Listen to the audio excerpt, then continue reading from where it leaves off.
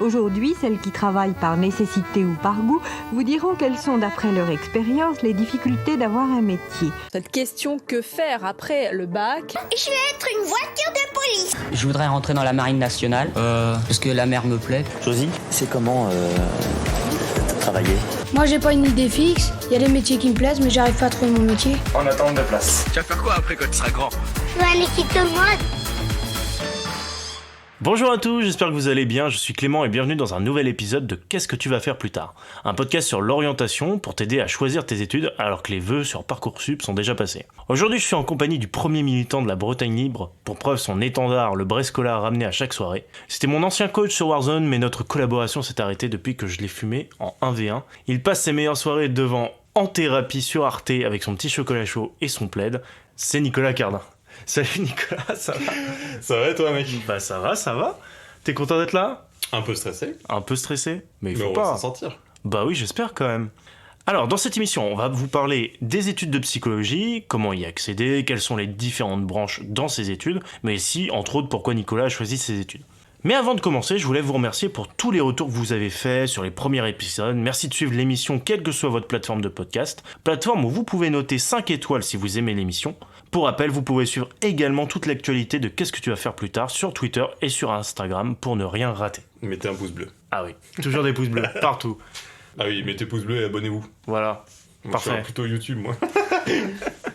Alors, je t'ai fait ta petite présentation rapidement, mais évidemment, les gens veulent en savoir plus sur toi. Et quoi de mieux que de monter dans un ascenseur pour apprendre à se connaître? Ouais, un ascenseur, endroit dans le top 3 des plus gênants pour avoir une conversation. Il est l'heure de la présentation élevée. C'est quoi cette petite pièce? Est-ce que t'es tout perturbé? Est-ce que t'es tout nerveux? Je suis nerveuse. Qui êtes-vous et comment êtes-vous arrivé jusqu'à moi? Eh ben, vous êtes claustrophobe? Non, c'est l'altitude. Parlez-moi de vous plutôt. Odile. Moi, c'est Odile. Plutôt, c'est l'ami de Mickey. Alors, la présentation élevée, qu'est-ce que c'est? C'est un peu ce qu'aime appeler toute bonne école de commerce, le pitch elevator. Et c'est un concept où le temps d'une montée théorique d'ascenseur, tu dois présenter et convaincre sur ton projet un être supérieur. Alors, évidemment... Un être supérieur, carrément. Exactement. Évidemment, tu bégayes, t'as chaud, bref, tout est reconditionné comme si t'étais dans un ascenseur normal. Mais ici, dans la présentation élevée, je vais te poser des questions sur toi, ou pas, pendant 1 minute, et tu devras y répondre le plus rapidement possible. Est-ce que c'est ok pour toi? C'est parti. Alors c'est parti, je prends ma voix de majordome, je t'ouvre la porte du monte charge, on est parti. Bienvenue monsieur dans votre ascenseur de présentation, je suis Bernabé, et c'est moi qui vais vous poser les questions aujourd'hui. Bonjour Bernabé. Prêt, c'est parti. Nom. Oui. Prénom. Ah. Allez, enchaîne. On recommence. Non, on recommence C'est pas possible. Attends, excusez-moi, je vais mettre stop sur le chrono, c'était magnifique. Donc, non, de famille, Nicolas. Non, oui. Quelle idée. Quelle indignité. Donc, excusez-moi, nous allons reprendre ce cours. Nous sommes à 15 secondes et nous sommes pour l'instant au nom de famille. Vous êtes prêts? C'est parti. C'est parti. Allez, je remets. Alors on repart à 0. Nom. Cardin. Prénom. Nicolas. Âge. 22 ans. Matière préférée au lycée. Mathématiques. 6x7. 42. Ton gâteau préféré au goûter. Chausson aux pommes. Ton plus grand rêve. Écrire des livres. Le métier que tu voulais faire quand tu étais petit. Clown. Mais Est-ce que clown mime. Ah, clown mime. Ouais. Le couleur du cheval blanc d'Henri IV. Blanc. Est-ce que tu as triché pendant tes dernières partielles? Non. Est-ce que tu as écouté le dernier épisode du podcast? Non. Honteux. Son signe astrologique. Ton signe astrologique, pardon. Scorpion. Ton artiste du moment. Aucun. Le lait avant ou après les céréales? Pas de lait. Ta note au bac. 17. Ta saison préférée. 2. Ta saison préférée. Fumier là. La couleur de mon t-shirt. Blanc. Ton domaine préféré en psychologie. Un peu tout. Ton endroit préféré. Mon bureau. Quelqu'un qui t'inspire. Beaucoup de gens. La dernière... C'est précis ça. La dernière fois que tu as pleuré. Il y a fort longtemps. C'est l'histoire d'un tétard, il pensait qu'il était tôt, mais en fait il était... Tard. Super. Ton film préféré. Interstellar. Top. Ah, Vachette. bah. Oh, il est précis. Et nous avons entendu la petite sonnerie de l'ascenseur qui vient d'arriver à destination, n'est-ce pas? Oh là, il le fait parfaitement. Alors nous sommes arrivés, merci monsieur d'avoir choisi la compagnie Qu'est-ce que tu vas faire pour votre voyage. Je vous en prie, rentrez donc dans la pièce.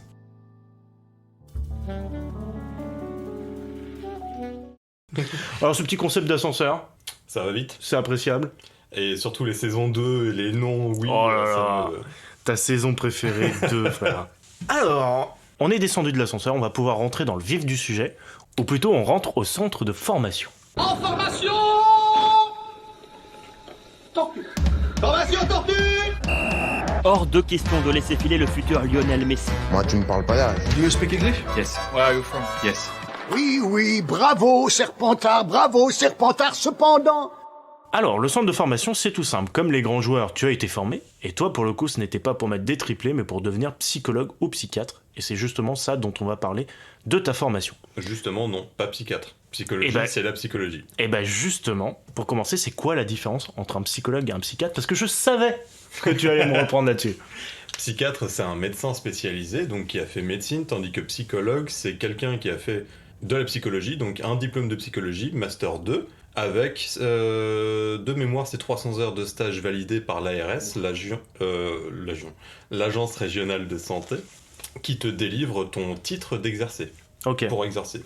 Mais alors, qu'est-ce qu'ils font de différent quand ils vont voir un patient? Le psychiatre, il va avant tout faire un rôle de médecin. Donc il va prescrire, il va vérifier la santé au niveau somatique, donc le corps. Il va agencer aussi par rapport aux autres professionnels. Tandis que le psychologue, lui, il va plutôt faire de ce qu'on appelle de la psychothérapie, donc vérifier la santé de la psyché. Et pour ça, il va avoir plusieurs médiations, il va avoir plusieurs orientations, plusieurs outils. Et par exemple, la médiation, qu'est-ce que ça veut dire? La médiation, c'est le moyen d'y parvenir. En troisième année, j'avais un groupe, un atelier d'écriture, où la médiation, justement, c'était l'écriture, qui nous permettait de faire groupe autour d'une notion centrale qui est de quoi vous voulez parler. Qu'est-ce qui vous permet de vous rapprocher du monde réel? Qu'est-ce qui vous permet d'exprimer vos angoisses? Et d'en parler en groupe, en fait. Ok. On va commencer quand même par le commencement. Ça veut dire quoi être psychologue? On te forme à quoi en master de psychologie, puisque t'es en plein dedans, là? À quoi est-ce qu'on forme? À devenir psy. Au niveau du master, c'est surtout ça. Donc on apprend, comme je te l'ai dit tout à l'heure, on apprend plusieurs médiations, plusieurs manières de soigner. On apprend aussi comment faire un cadre, comment tenir un cadre, comment s'adresser au patient, comment s'adresser à ce qui entoure le patient, comment s'adresser à l'équipe aussi qui s'occupe du patient. On apprend tout plein de choses en fait, et on apprend aussi plusieurs cliniques. Par exemple, moi je suis spécialisé dans une clinique hospitalière, tandis qu'il y en a qui sont spécialisés sur une clinique de l'enfant, de l'adolescent, enfin de l'infanto-juvénile, de l'adulte. Il y a plusieurs... Ok, quand tu dis infanto-juvénile oui. Et enfant, c'est quoi la différence pour toi? Il n'y en a pas justement, je me suis appris. Il n'y en a pas? Non. Mais alors pourquoi tu dis enfant et pas infanto-juvénile? Parce que de manière générale, on dit plutôt clinique de l'enfant, alors qu'en fait, le titre classique, c'est infanto-juvénile. Ok, mais... Parce que tu as infanto pour l'infantile, donc vraiment les très jeunes enfants. Okay. Le juvénile qui désigne plutôt les enfants en bas âge, donc jusqu'à à peu près la majorité. Et ensuite, on part sur la clinique de l'adulte. D'accord. Et au milieu, tu as la clinique de l'adolescent qui est regroupée avec la clinique de l'infanto-juvénile. Et du coup, on est d'accord que c'est en 5 ans ou c'est en plus? C'est minimum 5 ans. Donc tu fais une licence de 3 ans et un Master 2. Donc le Master 2, ça se fait en 2 ans. Tu fais Master 1, Master 2. Jusque-là, on est bon au niveau des chiffres. Après, tu peux rajouter des DU, des diplômes universitaires, qui se valident entre 1 et 2 ans. Et au niveau de la validation, ça se fait par l'écriture d'un article. Ok. Qui rejoint ce que tu as abordé pendant ton DU. Et le DU, c'est une fois par mois, grosso modo, tu te réunis à la faculté où des personnes sont invitées pour exposer leurs pratiques, leurs conceptions, leurs avancées théoriques, enfin plusieurs choses. Ok. Et c'est quoi le DU du coup? Le diplôme universitaire. Ah, diplôme universitaire, ok. Il y en a plein. Il y en a plein. Ok. Donc on est d'accord, tu peux pas t'arrêter à la fin de la licence. Tu peux pas partir de la licence et faire autre chose. Enfin, comment ça se passe? Tu peux normalement. Comme toutes les formations, tu peux partir faire autre chose grâce à la validation de tes points ECTS. Mais si tu t'arrêtes avec une licence de psycho... tu fais pas grand-chose. J'en sais rien. Je me suis pas intéressé à la question, mais je suis pas sûr que tu aies accès à grand-chose. Ok, en tout cas, pour la plupart, ils vont continuer sur les 5 ans s'ils veulent continuer à être psy, en tout cas. Globalement, ouais. En t'arrêtant à la licence, Tu peux partir sur des écoles de gestion. Ok. Parce que j'ai un ami qui est parti faire ça. Alors je sais pas précisément ce que c'est, mais tu peux partir sur des choses comme ça. De la gestion en hôpital, enfin je sais pas, de la gestion générale. Gestionnaire, ouais. Ok, ça marche. Et c'est quoi les matières que tu fais là-dedans ? Est-ce que tu peux nous expliquer un peu quelques-unes ? C'est très divers et ça dépend à quel moment tu te situes dans ton parcours. De manière globale, en tout cas, ce qui a traversé moi mes études du supérieur, c'est la psychopathologie et la psychanalyse, puisque c'en est la spécialité de la faculté où moi j'étudie, qui est l'ancienne faculté de Paris Diderot. Okay. Et la psychopathologie, en quelques mots, ce qui semble très compliqué, c'est la manière de faire un catalogue des différentes pathologies. Sur ça, on peut se référer par exemple au DSM, que j'apprécie pas forcément beaucoup. Il va falloir que tu nous expliques toutes les abréviations. Est-ce que tu Ça va être compliqué. Le DSM, c'est un ouvrage américain qui nous vient des États-Unis, qui regroupe tout le catalogue des différentes pathologies avec des illustrations, Ok.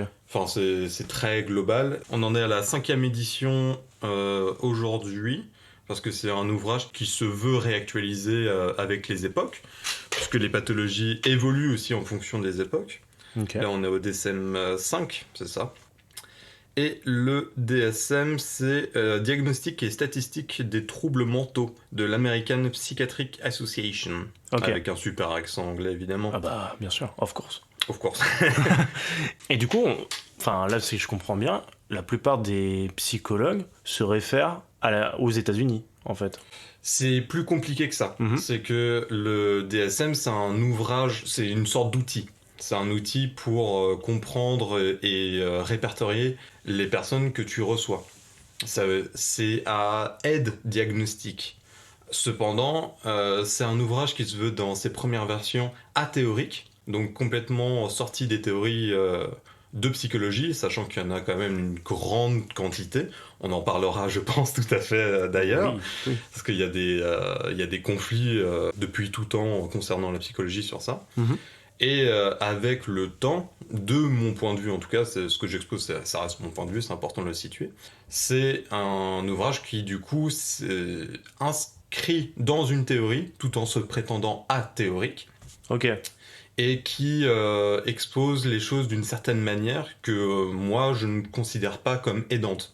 D'accord. Après, il faut rappeler aussi que le psychologue n'est pas censé diagnostiquer. Le psychologue, lui, il est là pour émettre des avis, des hypothèses, il est là pour travailler sur des structures, mais il est avant tout là pour aider la personne. Ok. Et alors, en termes de matière, quand tu vas... Parce que, tu sais, tu sors du lycée et tout, t'es très catégorisé, français, maths, sciences et tout. Les appellations des matières, comment ça s'appelle là-bas ? Dans mon cursus, de mon expérience qui est la mienne, j'ai fait de la psychologie cognitive, développementale, de la psychologie de l'adolescence, de l'enfance, de l'adulte. Ça regroupe à peu près toutes les psychologies, plus ou moins bien. On travaille aussi les différents tests psychologiques, psychométriques. Donc on a les tests de QI, que sont le WISC et la VICE. Ça, je ne mettrai pas les appellations parce que c'est juste comme ça suffira. Si vous marquez test WISC, VICE, vous découvrirez ce que c'est. Donc c'est les vrais, c'est pas ceux que tu trouves sur internet. Teste ton QI. Non, c'est les vrais. C'est les vrais tests officiels. Alors t'es un zèbre ? Travailler. Non, je suis plutôt une girafe. Ah, t'es une girafe ? Non plus. Putain. T'as les tests du Rorschach, du TAT. Que j'ai fait. TAT, je me souviens pas du cycle, mais pareil, je cherchais aussi. Il y a aussi, il y a quoi ? Il y a de l'anglais, fatalement. Il y a des cours sur fonder une méthodologie, sur fonder une bibliographie, sur la recherche de sources et de ressources. Il y a... ça ressemble... Voilà, c'est pas mal. On est pas mal. C'est déjà pas mal. Est-ce que toutes les études qui sont faites pour étudier un peu plus et pour pousser justement la psychologie, c'est fait beaucoup par les Américains, mais j'imagine qu'il y a aussi des Français, des Anglais, enfin... C'est fait par tout le monde. Il y a beaucoup de gens qui font des études, qui poussent justement ça. Comment ça se fait qu'il y ait autant de place pour les États-Unis dans vos apprentissages et pas le reste des pays, par exemple ? Je dirais pas que ce soit une place des États-Unis dans nos apprentissages. Par contre, il y a un rayonnement des pratiques états-uniennes, donc qui est beaucoup plus du côté cognitiviste, du côté. Tu veux expliquer ce que c'est cognitif ? Alors le principe cognitif, c'est que y a pas d'inconscient. Il y a une entrée brute, un traitement dans une sorte de boîte noire et une sortie. Okay. Et pour eux, le principe, c'est de formater un peu cette boîte noire pour en contrôler la sortie. Ça passe par des thérapies qui sont plutôt, par exemple, les thérapies cognitivo-comportementales. Ça se veut des thérapies courtes, donc de 7 à 10 séances à peu près, qui sont là pour traiter un problème unique. Par exemple, si vous avez peur du vide, si vous avez peur des ascenseurs ou de l'avion. Et c'est censé vouloir traiter ça. Ok. Et ça, aujourd'hui, ça prend un grand essor, presque malheureusement, parce que c'est au détriment des autres pratiques, et surtout, c'est au détriment des autres mêmes théories. Par exemple, la théorie psychanalytique, avec ses biais et ses imperfections, qui me serait compliqué de résumer, puisque on est sur des 200 ans de lutte, hein. Ouais. Mais c'est au détriment des autres. Est-ce que tu dirais que c'est un peu ça la complication dans tes études, c'est qu'il y a vraiment plein d'avis qui divergent et plein de conflits de principes, tu vois, sur telle ou telle théorie, et dire bah non, c'est comme ça qu'on doit étudier tel profil, et non, ça doit être comme ça, etc. Comment faire la part des choses, en fait ? C'est à la fois un problème et à la fois une ressource. Ça dépend comment on aborde les choses, je pense. C'est compliqué parce que du coup, il y a en effet beaucoup d'avis et au début, on ne sait pas à qui s'en remettre, ni pourquoi, ni comment. En fait, on est un peu largué dans un grand bain, un grand océan même, je dirais. Et c'est aussi une ressource parce qu'en fait, de la pluralité des avis, ce qui, je pense, on doit faire, c'est se créer le nôtre avec les outils qu'on va rencontrer, qu'on va maîtriser, qu'on va questionner. Moi, c'est surtout comme ça que je conçois ma pratique, au travers de la question. Et ça, du coup, c'est un bagage plutôt psychanalytique, de venir questionner ses propres enseignements, ses propres outils, afin d'être toujours, non pas au mieux de soi-même, mais au mieux pour le patient. Est-ce que tu dirais que, par exemple, ta plus grosse évolution entre la première et la 5e année, c'est peut-être de développer ton propre opinion sur les théories différentes ? Oui. Voilà. C'est une phrase que j'avais eue avec des collègues, c'est qu'on apprend des concepts, mais on les découvre au travers de la clinique. Et c'est ça qui caractérise l'exercice du métier, c'est que notre meilleure source d'apprentissage, ce ne sont pas les professeurs, ce sera toujours les patients. Et c'est ce que nous disent certains profs aussi. Ok. Est-ce que maintenant tu préfères être en stage qu'en cours, par exemple ? Oui. Ouais, carrément. Oui. Sans hésiter, plus d'une seconde. Ok. Justement, on parlait un peu des matières, des stages et tout, mais c'est quoi une journée type, tu vois, d'un étudiant en psycho ? Ça dépend en quelle année. Si tu parles d'un étudiant en première ou deuxième année, ça va être une journée de cours entre amphithéâtre, donc vraiment là où il y a la majorité de la promo dans une salle pour 200-300 personnes, à écouter un prof qui fait un cours magistral, donc du coup qui vient exposer quelque chose, un savoir, et donc tu prends des notes pendant 1 ou 2 heures, ou des TD, où là du coup ça ressemble plus à quelque chose de l'ordre d'une classe, donc entre 20 et 40 étudiants, grosso modo, qui viennent écouter un cours semi-magistral, donc il y a quand même l'idée d'un professeur qui expose un savoir, mais avec plus d'interaction. Notamment le moyen de validation des TD de manière générale, c'est au travers d'un exercice qu'on appelle l'exposé. On doit travailler sur un chapitre de livre, ou plusieurs chapitres de livre, ou un livre, et on doit en exposer les idées fortes, les idées majeures, au reste de la classe évidemment, et aussi leur donner une ouverture. Donc qu'est-ce qu'on peut en faire d'aujourd'hui si on étudie un texte, par exemple je pense à l'interprétation des rêves de Freud, qu'est-ce qu'on peut en tirer d'aujourd'hui avec de nouvelles pratiques, de nouveaux savoirs, de nouvelles conceptions. Et comment on fait pour pas lâcher justement quand tout est théorique, tu vois, et que peut-être que quand t'arrives au lycée, enfin quand t'arrives à la fin du lycée, que tu t'es tapé toutes ces années de théorie justement, et que t'arrives et que t'as au minimum 2-3 ans où tu restes sur le banc et t'écoutes, comment on fait pour pas lâcher justement là, à ce moment-là ? Très bonne question. Moi c'est un truc qui m'intéresse, c'est un truc que j'aime bien, écouter, déblatérer des savoirs. Après, si rester dans une position d'écoute, ça t'intéresse pas, je pense pas que tu te diriges vers quelque chose de psychologique, dans le sens où ta position relativement de facto, c'est la position d'écoute.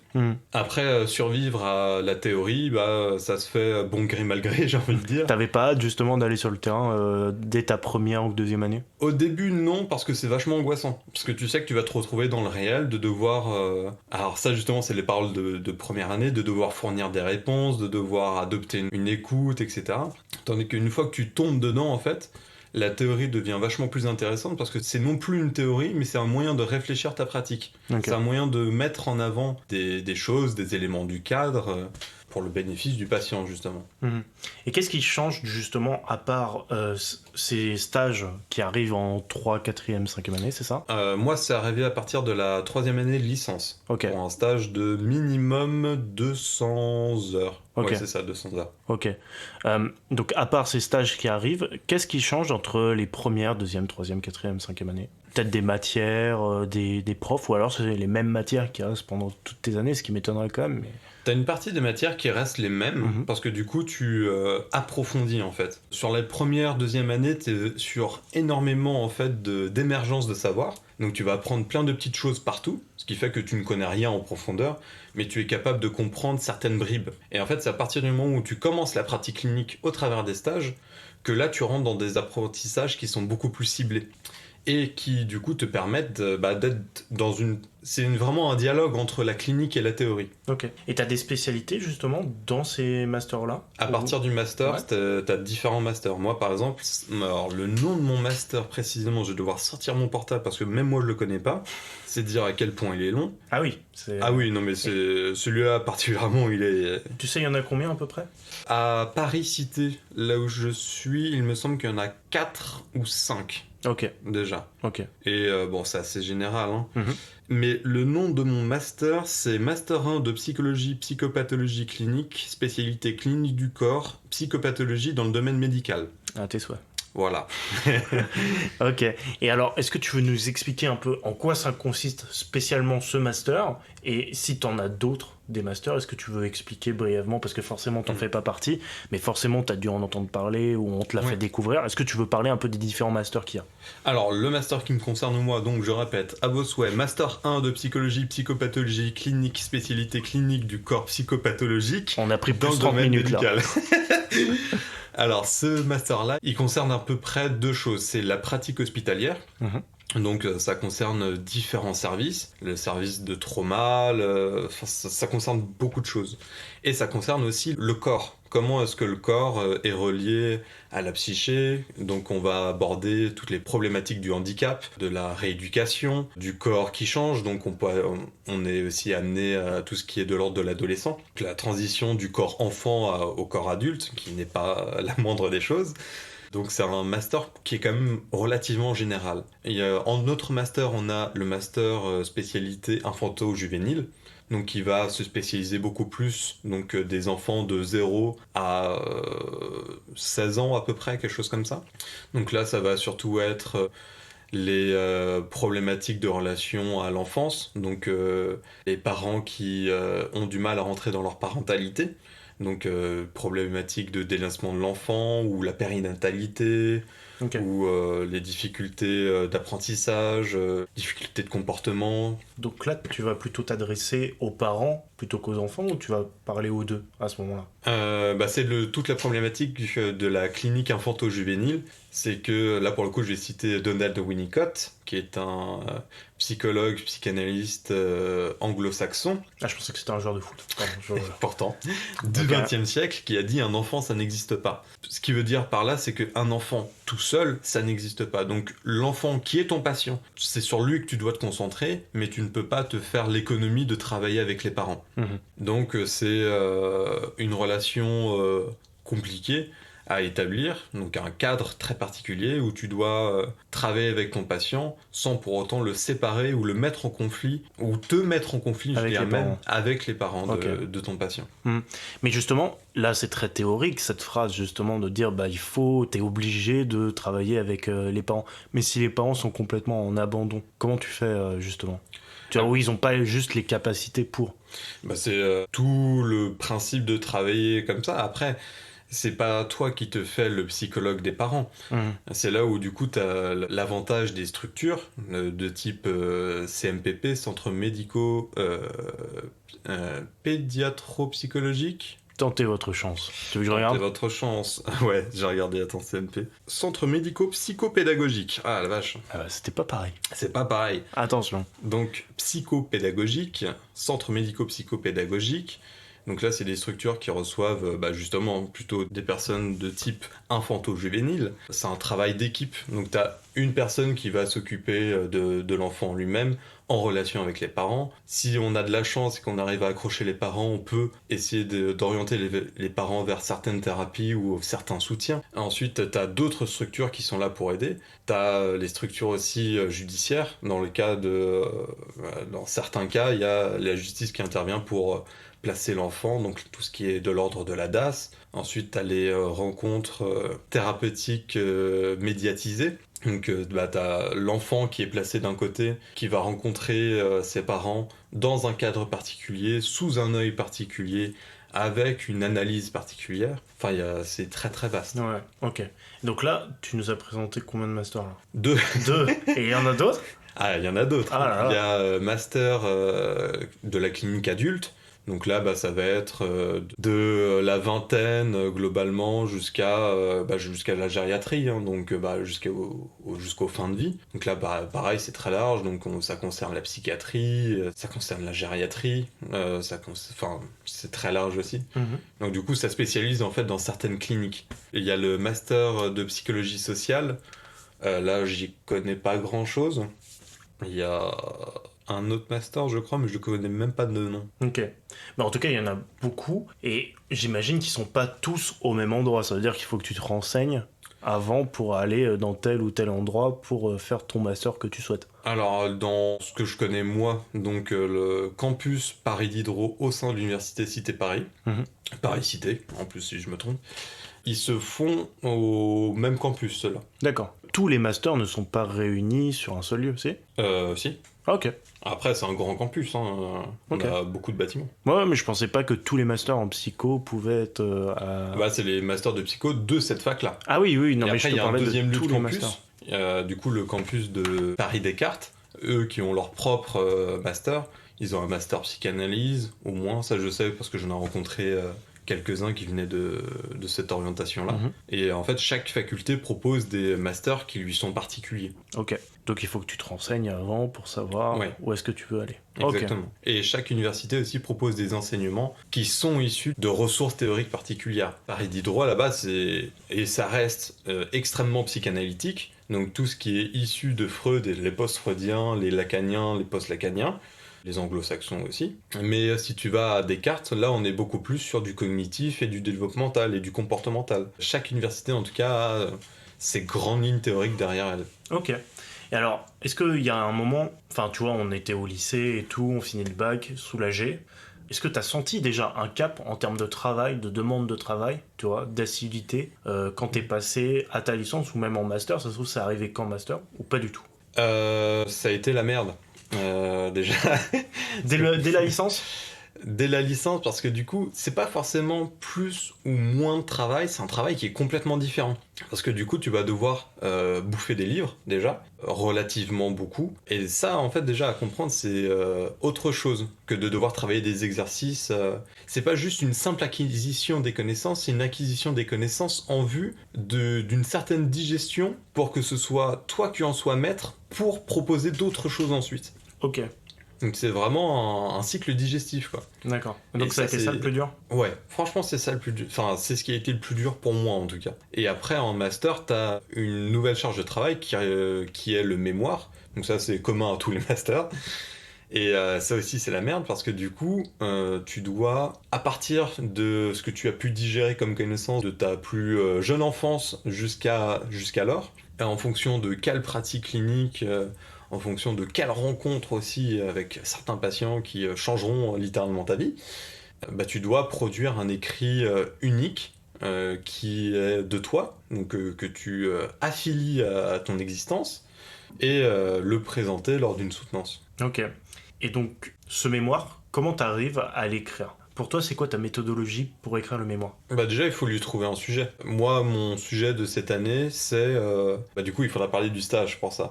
Mais du coup, c'est toujours à partir de la clinique, parce que nous, on travaille exclusivement à partir de la clinique pour y relier à la théorie et pour la développer ensuite, nécessairement. Du coup, là, je suis dans un stage, on en parlera peut-être plus tard, où je travaille avec des enfants lourdement autistes. Dans ce travail thérapeutique que je fais, je suis co-thérapeute au sein d'un atelier conte, donc un atelier qui regroupe plusieurs intervenants psychoéducatifs avec plusieurs patients, et pour travailler tous ensemble, on utilise des contes. Par exemple, les 3 petits cochons, le loup, la chèvre et les 3 petits chevreaux, etc. Ok. Et ça, du coup, c'est le sujet global de mon mémoire. Quoi ? Je connaissais pas celui-là. Les 3 petits chevreaux ? Ouais, les 3 petits chevreaux. Il n'y a pas de cochon ?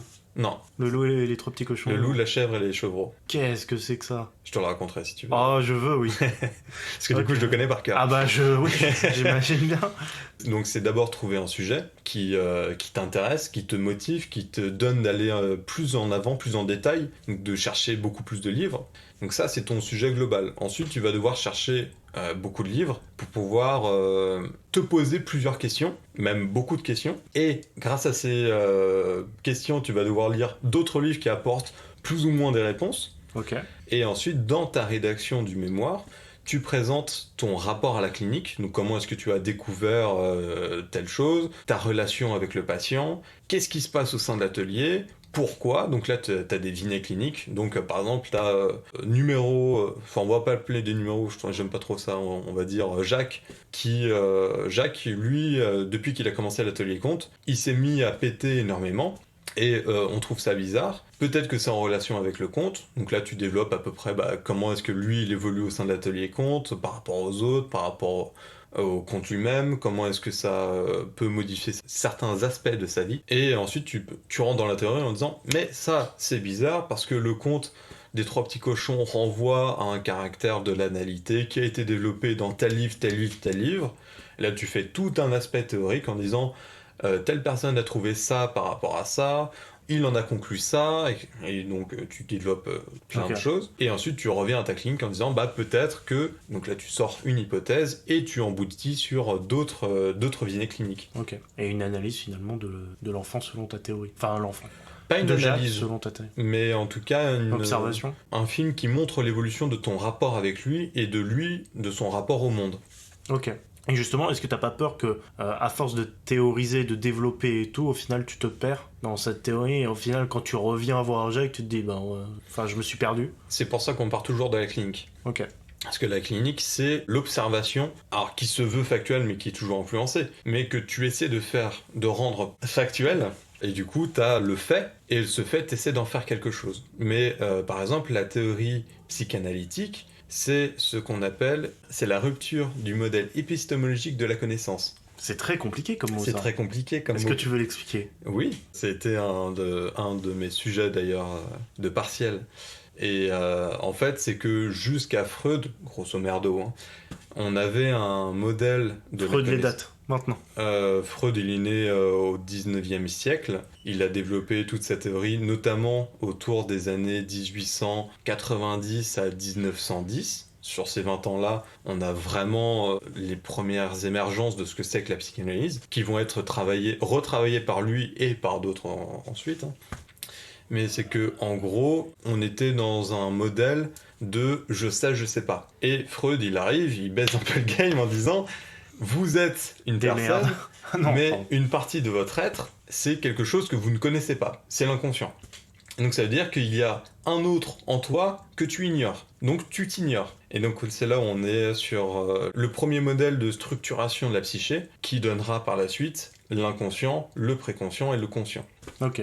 Donc lui, en fait, il a remodelé le principe de la connaissance. C'est beau. C'est beau. C'est quelqu'un. Mais ça reste une construction. Ok. Donc c'est-à-dire que si je cherche ton inconscient, en tant que tel, il n'existe pas. Par contre, il y a des manifestations d'un quelque chose que nous, on a traduit, on a créé un objet qui répond à la question que posent ces manifestations pour nous. Et donc, on crée un premier modèle de connaissance. Mais c'est une création. Ok. Est-ce que tu t'appuies sur d'autres mémoires pour rédiger ton mémoire ou uniquement sur tes connaissances, sur ce que tu vois en clinique et sur les livres que tu lis? Je me suis pas appuyé sur d'autres mémoires, mais par contre je me suis appuyé sur des collègues qui du coup, pour ceux qui sont diplômés, ont fait des mémoires. Mais du coup, ce que je recherche le plus, c'est pas leur mémoire, mais c'est leur expérience, c'est leurs conseils, c'est leurs pratiques. Passées, existantes ou futures. C'est surtout les livres, parce que pour faire un mémoire, le principe c'est de faire une recherche et d'exposer une partie de cette recherche au travers de ton expérience clinique. Ok. Au final, t'écris ce mémoire, tu finis tes études et tout. Il y a 2 mémoires. Il y en a 2? Un en Master 1 et un deuxième en Master 2. Quel enfer. On peut rappeler le nombre de pages que tu dois écrire, à peu près? Une cinquantaine. Une cinquantaine, qu'est-ce que c'est? C'est pas... Que de l'écrit, il y a pas des petites images? Moi, je vais mettre des images parce qu'il y a de la création artistique sous forme de dessin. Ouf. Mais... C'est pas compté dans les 50? Ou c'est compté en annexe?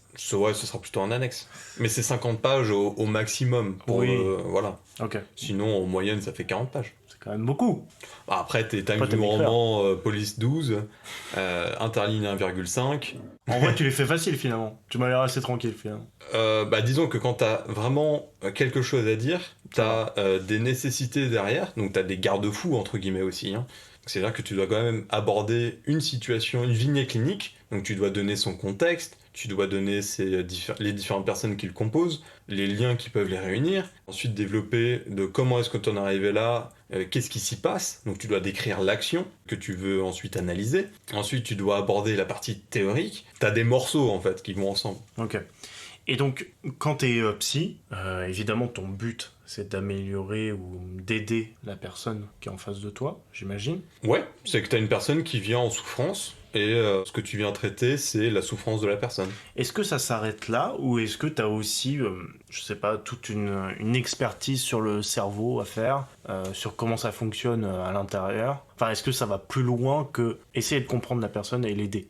Là, on rejoint justement les différents conflits de la psychologie. Moi, de mon orientation psychanalytique, c'est entendre la subjectivité de la personne, donc qui elle est au travers de son histoire, au travers de sa souffrance, au travers de ses expériences, et en comprendre suffisamment pour lui restituer quelque chose afin qu'elle puisse comprendre. En fait, c'est la personne qui se guérit elle-même au travers du regard, de l'écoute qu'on lui propose. Okay. C'est une sorte de miroir opposé et décalé. C'est-à-dire que la personne projette quelque chose que nous, on va recevoir, mais qu'on va pas lui renvoyer directement sur elle, mais on va la renvoyer en décalé, de par les différents outils qu'on a, qui va lui permettre de se rendre compte de qu'est-ce qui se passe, de peut-être pourquoi, de lui donner envie de comprendre, et du coup de se décaler de cette souffrance pour pouvoir la comprendre et agir dessus. Okay. Mais le thérapeute, c'est pas lui qui guérit, lui il supervise la guérison que les personnes s'administrent elles-mêmes. Il y a des gens qui ont des visions différentes par rapport à ça. Il y a des gens, par exemple, de manière très... c'est un archétype, hein, c'est très préjugé. Mais le cognitiviste, lui, il va dire « Vous faites ça, ça vous fait souffrir, arrêtez de faire ça ». Tu pleures. Donc il va proposer d'autres choses. J'avais un exemple il y a quelques années, c'était la peur des serpents. Je ne saurais pas en dire plus, sinon je vais dire des bêtises. Okay. Mais en gros, c'est proposer en très grosse ligne, proposer une nouvelle manière d'être, en adéquation avec la personne, en rapport avec ce qu'elle est, etc. Mais une nouvelle manière d'être pour contourner, c'est un peu comme ça que je le perçois moi, pour contourner cette chose. Ok. Et donc toi, t'as pas du tout cette vision-là, il faut pas contourner le problème, on va dire. C'est ça. Pour moi, le principe, c'est de le comprendre, de lui donner un contexte, de lui donner une histoire, afin de pouvoir le comprendre, s'en saisir, et pas s'en débarrasser, mais ça fait très psychologie positive en mode non mais accepte ce que tu es. C'est plus compliqué que ça.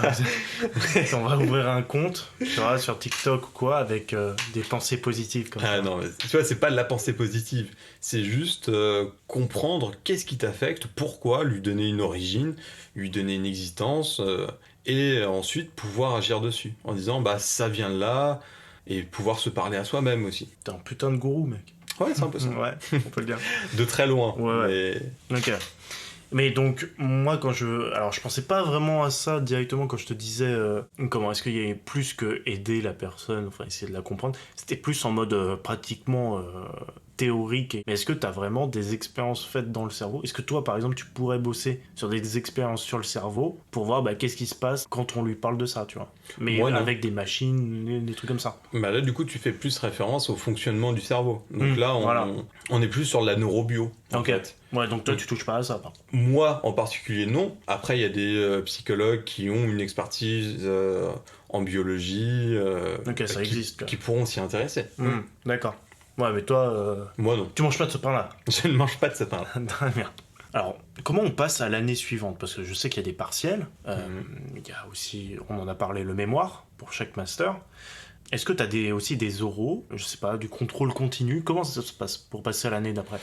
Alors, pour les licences, du coup, licence 1 et licence 2, licence 3, c'est un peu particulier, on en parlera juste après. Mais licence 1 et 2, c'est la validation des TD et des CM, des cours magistraux. Ok. La validation des TD, c'est pour la moitié un exposé qui compte pour 50%, et pour la seconde moitié, un partiel que tu passes en fin d'année. Donc ces 2 notes-là, ça fait ta note de TD. Les CM, c'est un partiel en fin d'année. Et si tu as au-dessus de 10, tu passes à l'année suivante. En 3e année, moi, j'ai eu du coup l'introduction du premier stage. Et avec ce stage vient la note clinique. La note clinique, elle vient attester de ton expérience de stage. Et en plus, tu dois faire une sorte de mini-mémoire. C'est pas tout à fait ça, mais grosso modo, c'est un mini-mémoire.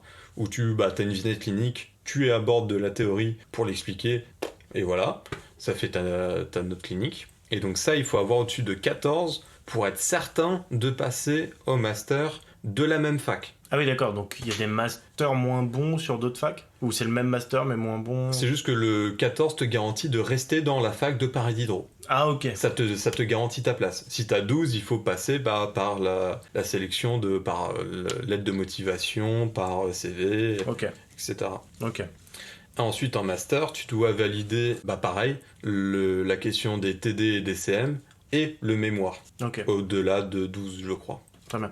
Quand tu dis la validation, par exemple, des cours magistraux, qu'est-ce que ça veut dire? Ça veut dire que tu as été sur place, tu as écouté, au revoir? Ou est-ce que tu as des contrôles sur ces cours magistraux? C'est un partiel. Ok. Alors les CM, nous, il n'y a pas de vérification de présence, donc tu peux y aller ou pas, tant que tu récupères les cours pour y répondre, quand même, c'est plus pratique. Même s'il y en a certains qui le font sans. Je n'ai pas de garantie qu'ils réussissent. Et tu passes un partiel en fin d'année. Et en fait, tu as ce qu'on appelle des UE, des unités d'enseignement, donc qui regroupent un ou plusieurs TD et un ou plusieurs CM ou pas. Ça peut être des regroupements de TD, des regroupements de CM ou des regroupements de TD-CM. Et ces UE, il faut que tu aies au-delà de 10 minimum. Ok. Et donc, tu es noté en stage ou pas? T'as des rapports et tout, de stages à faire? Pour l'instant, non. Là, il est en discussion que pour les futures années, il y ait des rapports de stage qui soient émis en plus des mémoires et de la note clinique. Mais pour l'instant, non. Ah oui, mais t'as quand même une note clinique. Donc ça veut dire que la clinique où tu... Pour la 3e année, la pour note la 3e clinique. année. Mais la 4e et 5e, non? Non, mémoire. Ok. C'est quoi les différentes options quand tu finis ton master?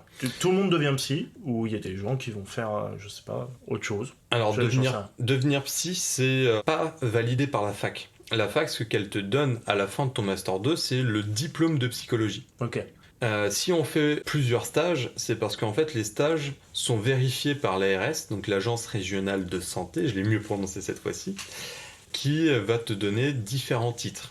Le diplôme plus 300 heures de stage, ça fait de toi un psychologue. Le diplôme plus 500 heures, je crois, de stage, ça fait de toi un psychologue clinicien.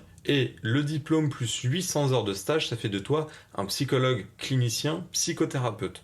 Sachant que du coup, le titre de psychologue, c'est un titre qui est protégé depuis la loi de 1980, si je ne me trompe pas. Ok. Ce qui n'est pas garanti. Du coup, il faudrait peut-être évoquer ce que c'est que ces différents titres.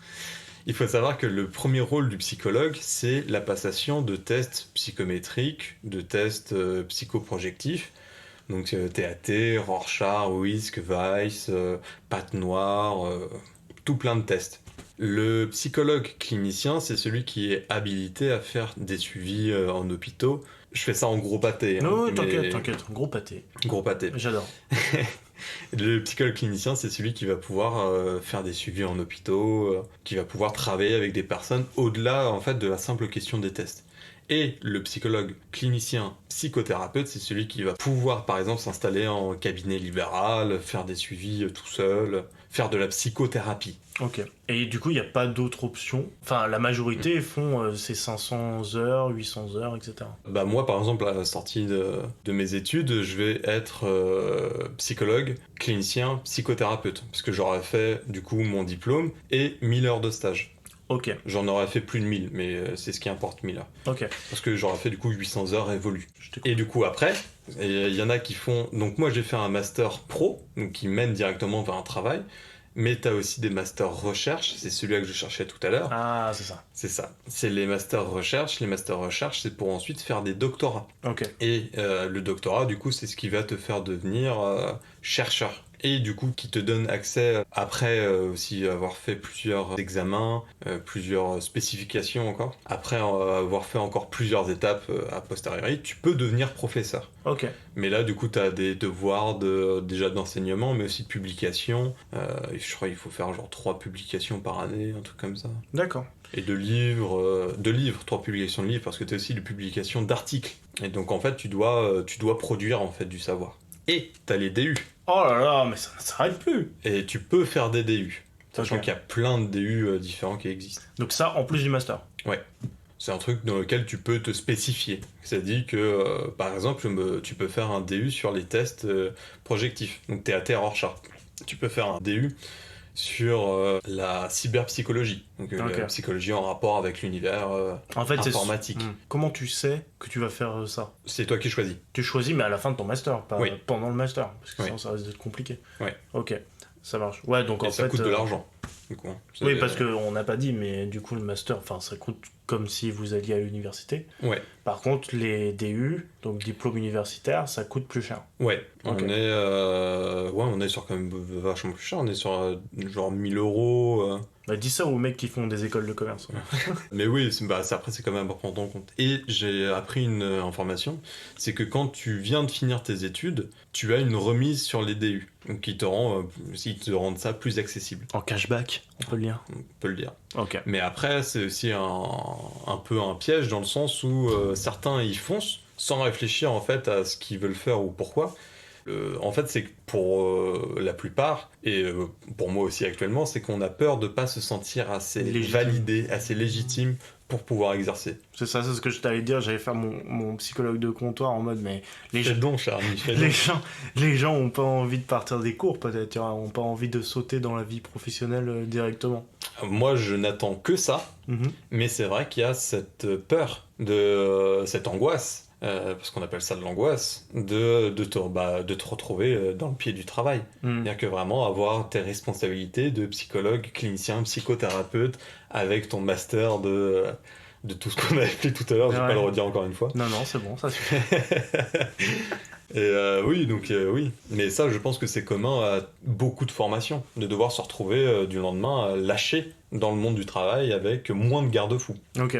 Et justement, ces stages, ils t'aident pas à te mettre en confiance là-dessus? Ou t'es vraiment en observation, finalement? Ton stage de 3e année, c'est vraiment plus un stage d'observation, mais par contre, tes stages de master, c'est vraiment des stages de pratique. Et ça te rassure autant que ça t'angoisse. Ok, pourquoi? Ça te rassure parce que t'as les garde-fous quand même de la fac et du tuteur, tutrice. Donc t'es quand même encadré, donc tu sais que si tu fais une grosse connerie, en général t'en fais pas. Je rassure ceux qui pourraient rencontrer des stagiaires psy. Il n'y a pas de grosse merde qui arrive. C'est juste que du coup tu es soulagé de ton angoisse par un cadre extérieur qui t'est... Il y a un soutien quoi. Voilà, c'est ça. Il y a un cadre extérieur qui te soutient. Et du coup ça pose aussi la question de mais comment je ferais quand j'aurais plus ce cadre extérieur ? Comment est-ce que je vais réfléchir par moi-même, etc. Et ce sont des questions qui sont normales et qui, je pense même, sont source de bonnes pratiques. Parce que, toujours selon moi, c'est par le questionnement de tes pratiques, de tes outils, que tu en comprends véritablement ce que tu peux en faire et avec quel bénéfice pour la personne qui est en face de toi. Ok. Et donc aujourd'hui, toi, tu te sens là capable de... Même si t'as un peu peur là, est-ce que t'es capable d'y aller là, maintenant, en fin d'année? Tu te sens capable? Oui. pas pour une pratique libérale, où t'es vraiment tout seul, mais une pratique hospitalière, une pratique associative, oui, parce que c'est ce que je fais déjà, en fait, au travers de mon stage. Ok. Donc, à partir de quel moment t'as fait ce choix de vouloir devenir psychologue ? Ça s'est fait de manière assez bizarre. C'est que du coup, moi, au collège, je voulais devenir ingénieur en aéronautique, donc un truc absolument proche de psychologue, c'est faux. En plus, c'est l'épisode précédent à toi, puisque c'est Xavier qui l'a fait. Incroyable. Voilà. Comme quoi les choses sont connectées. Voilà. Mais ouais, je voulais devenir vraiment ingénieur dans ce domaine-là. Et en fait, je suis arrivé...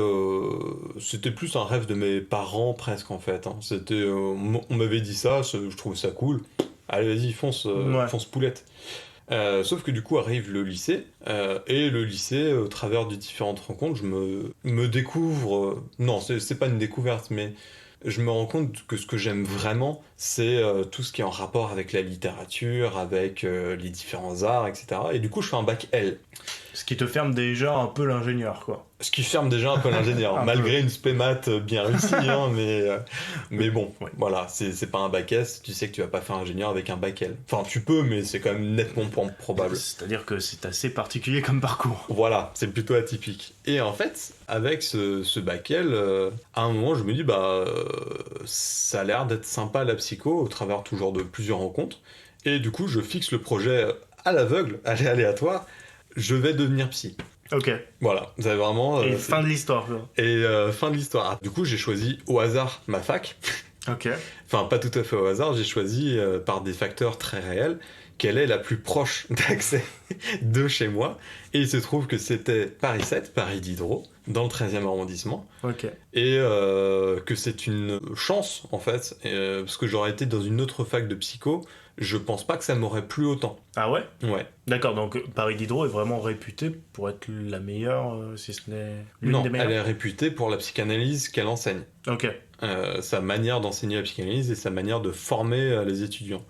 Sachant que, si vous regardez un peu dans les journaux, il y a eu beaucoup de problèmes concernant l'université Paris Diderot, avec des affaires de harcèlement sexuel, de sectarisation un peu de l'école des doctorants, de problèmes d'enjeux de pouvoir. Donc non, il y a d'énormes problèmes concernant Paris Diderot, et je pense de manière générale concernant le principe universitaire, le principe de la faculté. Mais en tout cas, elle a su me délivrer un enseignement que j'ai trouvé passionnant et dont j'ai voulu faire mon futur professionnel. Ok. Donc là, toi, t'es parti un peu en mode YOLO. Ah oui. Le terme YOLO, c'est compliqué. À la hussarde. Voilà. T'es parti comme ça sur un peu un coup de tête. Imaginons ça t'aurait pas plu. Qu'est-ce que t'aurais fait ? J'aurais pleuré. Voilà. Non, franchement, je sais pas. Parce que j'adore apprendre des choses, apprendre plein de choses. Donc si je pouvais, je pense que je resterais étudiant une bonne partie de ma vie, mais je ne peux pas. Donc c'est pas très grave, je vais apprendre des choses dans mon métier. Mais qu'est-ce que j'aurais fait à la place ? Aucune idée. J'ai l'avantage de pouvoir faire plein de choses, parce que j'ai des bonnes capacités, j'ai des bons résultats. Donc si j'avais voulu autre chose, je me serais donné pour changer de parcours. Comme certains l'ont fait d'ailleurs, certains de mes anciens collègues qui ont changé de parcours parce que ça leur plaisait pas, psy. Mais qu'est-ce que j'aurais fait ? Je sais pas. J'aurais pu faire forgeron parce que, je sais pas, c'est un truc que j'aime bien, le caractère. De faire comme ça, j'aurais pu faire plein de choses. Mais quoi précisément ? Aucune idée. Ok. Et comment tu prends du plaisir dans ce que tu es en train de faire ? C'est quoi ce qui te pousse tous les jours à venir ? Même si c'est apprendre des choses, visiblement. Est-ce que c'est vraiment le truc qui te pousse ? Le plaisir épistémophilique, donc d'apprendre des choses. Oui, je place des petits mots comme ça. Oh là là, le gars flex en plus. Mais vraiment, apprendre des choses comme ça, c'est vraiment quelque chose qui me fait venir. Apprendre des pratiques, au-delà de la simple acquisition de connaissances, pouvoir les replacer dans une pratique, c'est quelque chose qui est incroyable. Où vraiment t'as ton cerveau qui est en éveil, qui essaie de lier plein de choses différentes pour sortir des schémas plus ou moins plus ou moins cohérent et essayer d'en faire quelque chose, c'est être dans la relation avec les gens. Parce que psy, tu fais pas psy tout seul. Tu fais psy avec une patientèle, avec des personnes que tu vas rencontrer. Donc c'est vraiment aider aussi. Enfin, c'est tout un ensemble en fait qui est passionnant. Ok. Et est-ce qu'il y a eu des moments de doute? Je sais qu'à un moment tu as redoublé, si je me trompe pas. Ouais, j'ai redoublé mon master 1. Alors, déjà, est-ce qu'on peut te demander pourquoi? Oui. Et ensuite, est-ce que c'est ton plus gros moment de doute ou est-ce que tu as eu des moments de doute constants en stage ou ailleurs?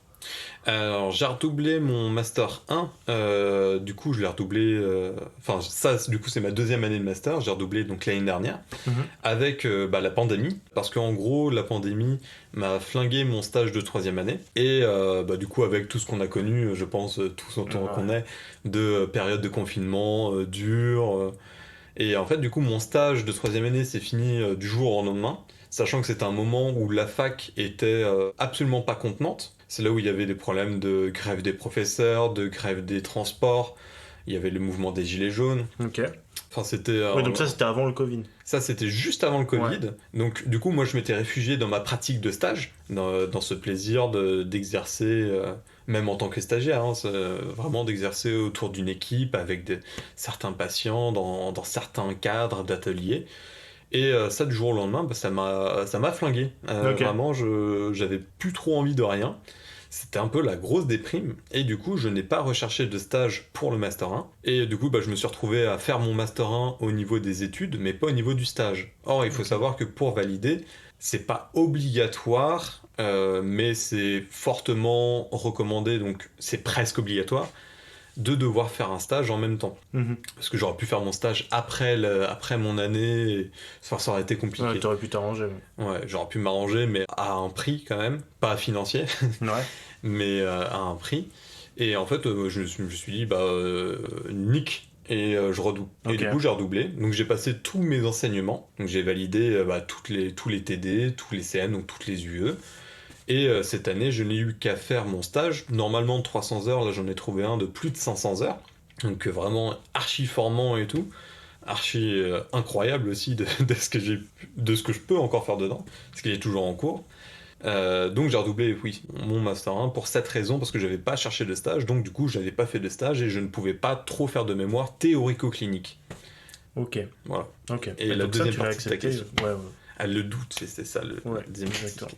Et c'était pas vraiment un doute au niveau de mes études, parce que je sais que j'adore et j'adorais et j'adore encore, et je pense que je vais continuer d'adorer ce que je fais, ce que j'étudie, ce que je pratique. C'est plus la première année en fait, le doute, où vraiment, comme je t'ai dit, t'as plein d'émergences de savoir partout, mais tu ne peux pas modeler les choses en fait pour en faire quelque chose. Tu peux rien en faire pour l'instant. Et c'est vraiment cette première année où j'ai été empli du doute. Parce que je savais pas où est-ce que ça me menait. Après, c'était aussi un travail de lecture, c'est intensif, et c'est plutôt là où j'ai douté. Mais une fois que ce doute du première année, je pense qu'il est tout à fait... qui est un doute sain. Une fois ce premier doute passé, non, j'ai pas douté de ce que je faisais, et pourquoi je le faisais. Et je pense que même mon redoublement a été l'occasion d'éliminer la moindre possibilité du doute, parce que du coup je suis revenu à une clinique qui est incroyable, de richesse, d'apprentissage, de découvertes humaines, et vraiment ça annihile toute possibilité du doute. Je suis même redevenu étudiant, je pense. Ok. Avant tu te sentais pas étudiant? Ouais. Okay. Et je pense que là je suis devenu étudiant au travers de cette passion que j'ai pu reforger. Ok. Non, c'est intéressant. Ok.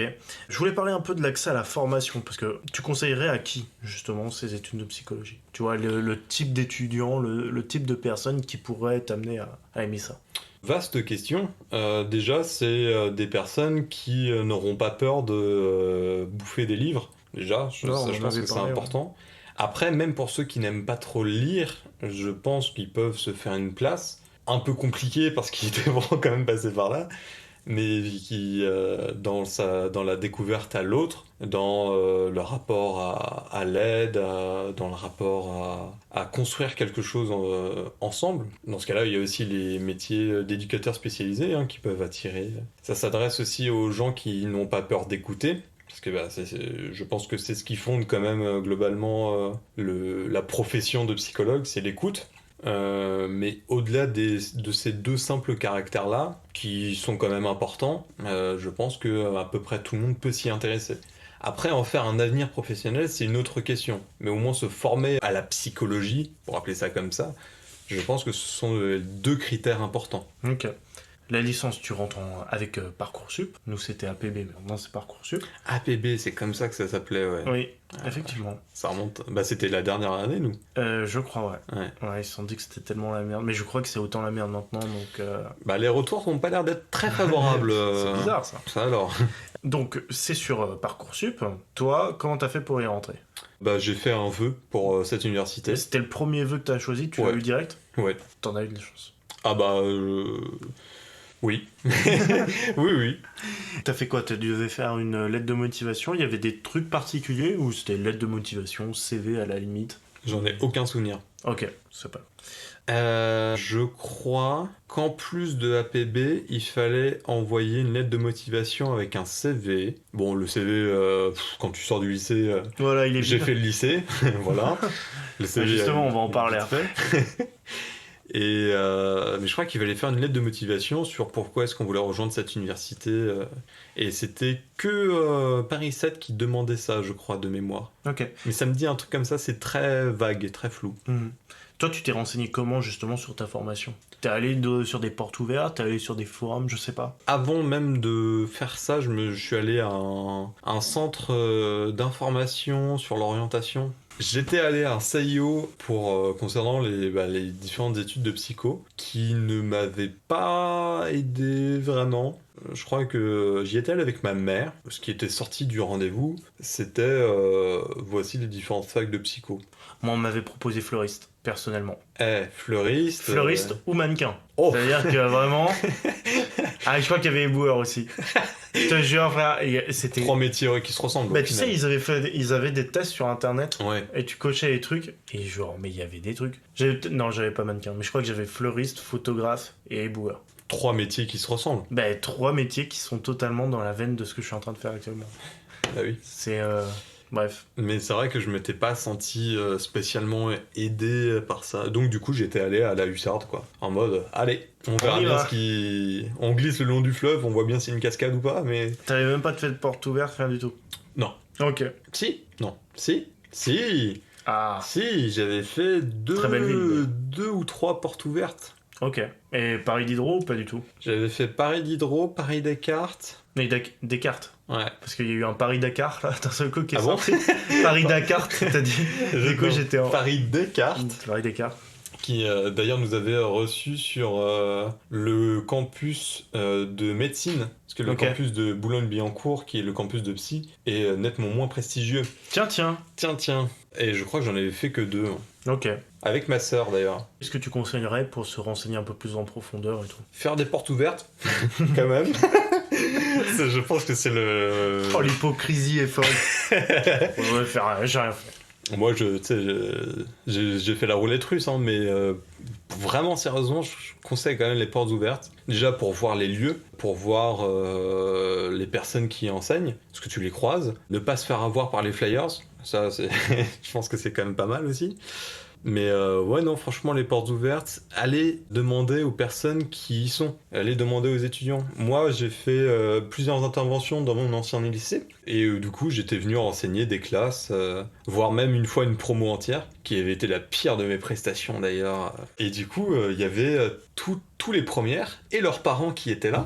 Et j'avais foiré mon intervention d'ailleurs. C'était un enfer. Tu m'étonnes, mais en même temps, frère. J'avais rien préparé, j'étais préoccupé par d'autres choses. Donc c'était pas ouf, mais ouais non, se renseigner auprès des étudiants ou même des professionnels, tentez votre chance partout pour savoir qu'est-ce qu'a été leur expérience. Et écouter des podcasts comme Qu'est-ce que tu feras plus tard. Oh là là, il le place magnifiquement. Oui, t'es le premier invité à le dire. En mode, et bien sûr. Ça paraît évident. Oh là là. Donc abonnez-vous et partagez le mot. Évidemment. J'ai vu des écoles qui s'appellent les EPP, École de psychologues praticiens. Ouais, psychoprate. Est-ce que tu peux nous en parler ? Est-ce que tu connais un peu ou pas du tout ? J'ai une collègue qui a fait psychoprate.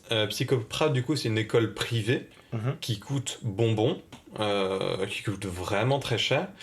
mais qui est une école qui forme aux différentes théories de psychologie, à différentes pratiques. Donc c'est une école qui a l'air de quand même bien former, mais par contre qui est pas réservée, qui est réservée à certaines catégories, hein, parce que je crois de mémoire qu'on est sur les 8 000 euros. Ah oui, mais pourquoi, à vérifier, mais... pourquoi les gens iraient là-bas et pas en université ? Bonne question. À part s'ils n'ont pas eu leur choix sur Parcoursup, mais je vois pas comment et pourquoi. Qu'est-ce qui change là-bas en fait par rapport à l'université ? Je pense déjà que tu as un sentiment d'appartenance, parce que tout le monde ne va pas à psychopathe. Tout le monde ne peut pas se permettre de se former à psychopathe. Il faudra vraiment que je regarde les prix, mais je crois que c'était vraiment un truc genre ahurissant dessous. Type grosse école, quoi. Ouais. Grandes écoles. Ouais, je pense. Ok. À vérifier, hein. Peut-être que je suis à côté de la plaque. Hein. T'as aussi le fait que on est quand même sur des professionnels qui sont payés pour. Donc on n'est pas sur la fac où les profs se souviennent pas de ton nom, t'envoient pas d'infos, la fac qui te prévient des absences 2 jours après que le prof soit absent.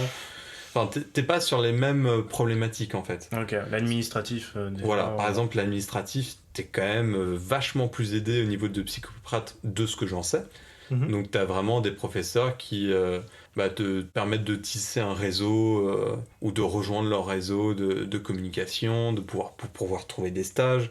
T'as une formation qui est quand même beaucoup plus exigeante. Donc concernant ce sentiment dont on a parlé tout à l'heure, de pouvoir exercer, de se sentir capable ou habilité, je pense que tu as moins cette problématique, même si tu l'as toujours. T'as le fait de ne pas avoir ses vœux, hein, comme tu l'as dit, je pense que ça peut venir jouer dans cette décision. Voilà. Ouais, voilà. On a fait le tour. Ouais, je pense. Non, mais je pense qu'on a fait le tour de toute façon dans la formation. Mais maintenant, il est l'heure d'aller choper de l'expérience en championnat. Il est temps de remplir son CV. Bien, il est temps de se mettre au travail. Traverser la rue et trouver un emploi dans la restauration. Le conseil d'Emmanuel Macron à un jeune chômeur qui cherchait du travail dans l'horticulture. C'est une bonne situation, ça, Scribe. Moi, je croyais qu'un open space, c'était dans l'espace. Pas de place, pigiste. Rien de meilleur au monde pour un gamin de votre âge. Et oui, ça nous est tout ça. Et oui. Et oui, les amis.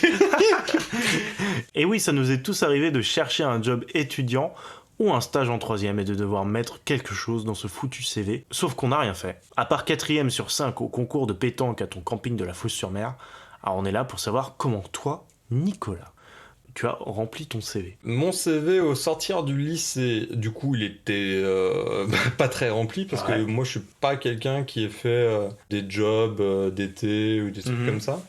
Ce que j'ai mis en avant, c'est du coup ma formation littéraire. Donc, ça me permet d'avoir des bagages en art et littérature, de ma mention aussi du bac, de mes engagements aussi au niveau de la vie de classe, parce que j'étais délégué. Oh là là. 2 fois d'affilée. Oh non, il a renouvelé le mandat. Presque à l'unanimité en plus. Mais non. Mais si, j'étais très apprécié. T'étais dans une classe de combien ?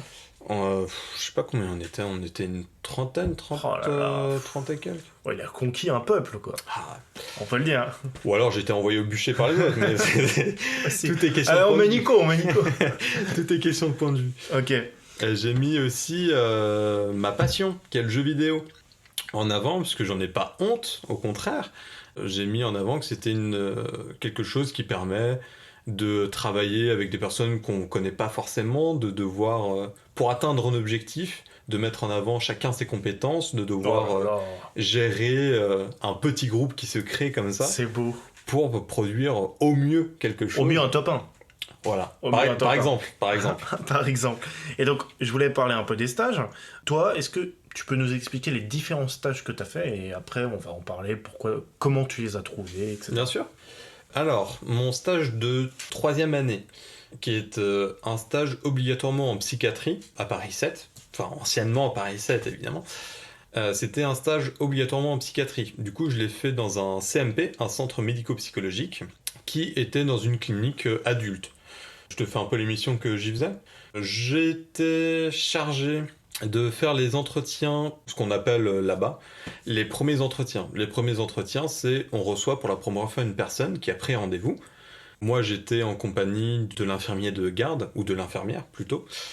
Et du coup, on doit écouter cette personne, écouter les besoins qu'elle formule, les difficultés, restituer ça à l'ensemble de l'équipe du CMP, qui comprend des psychiatres, des assistantes sociales, des infirmières.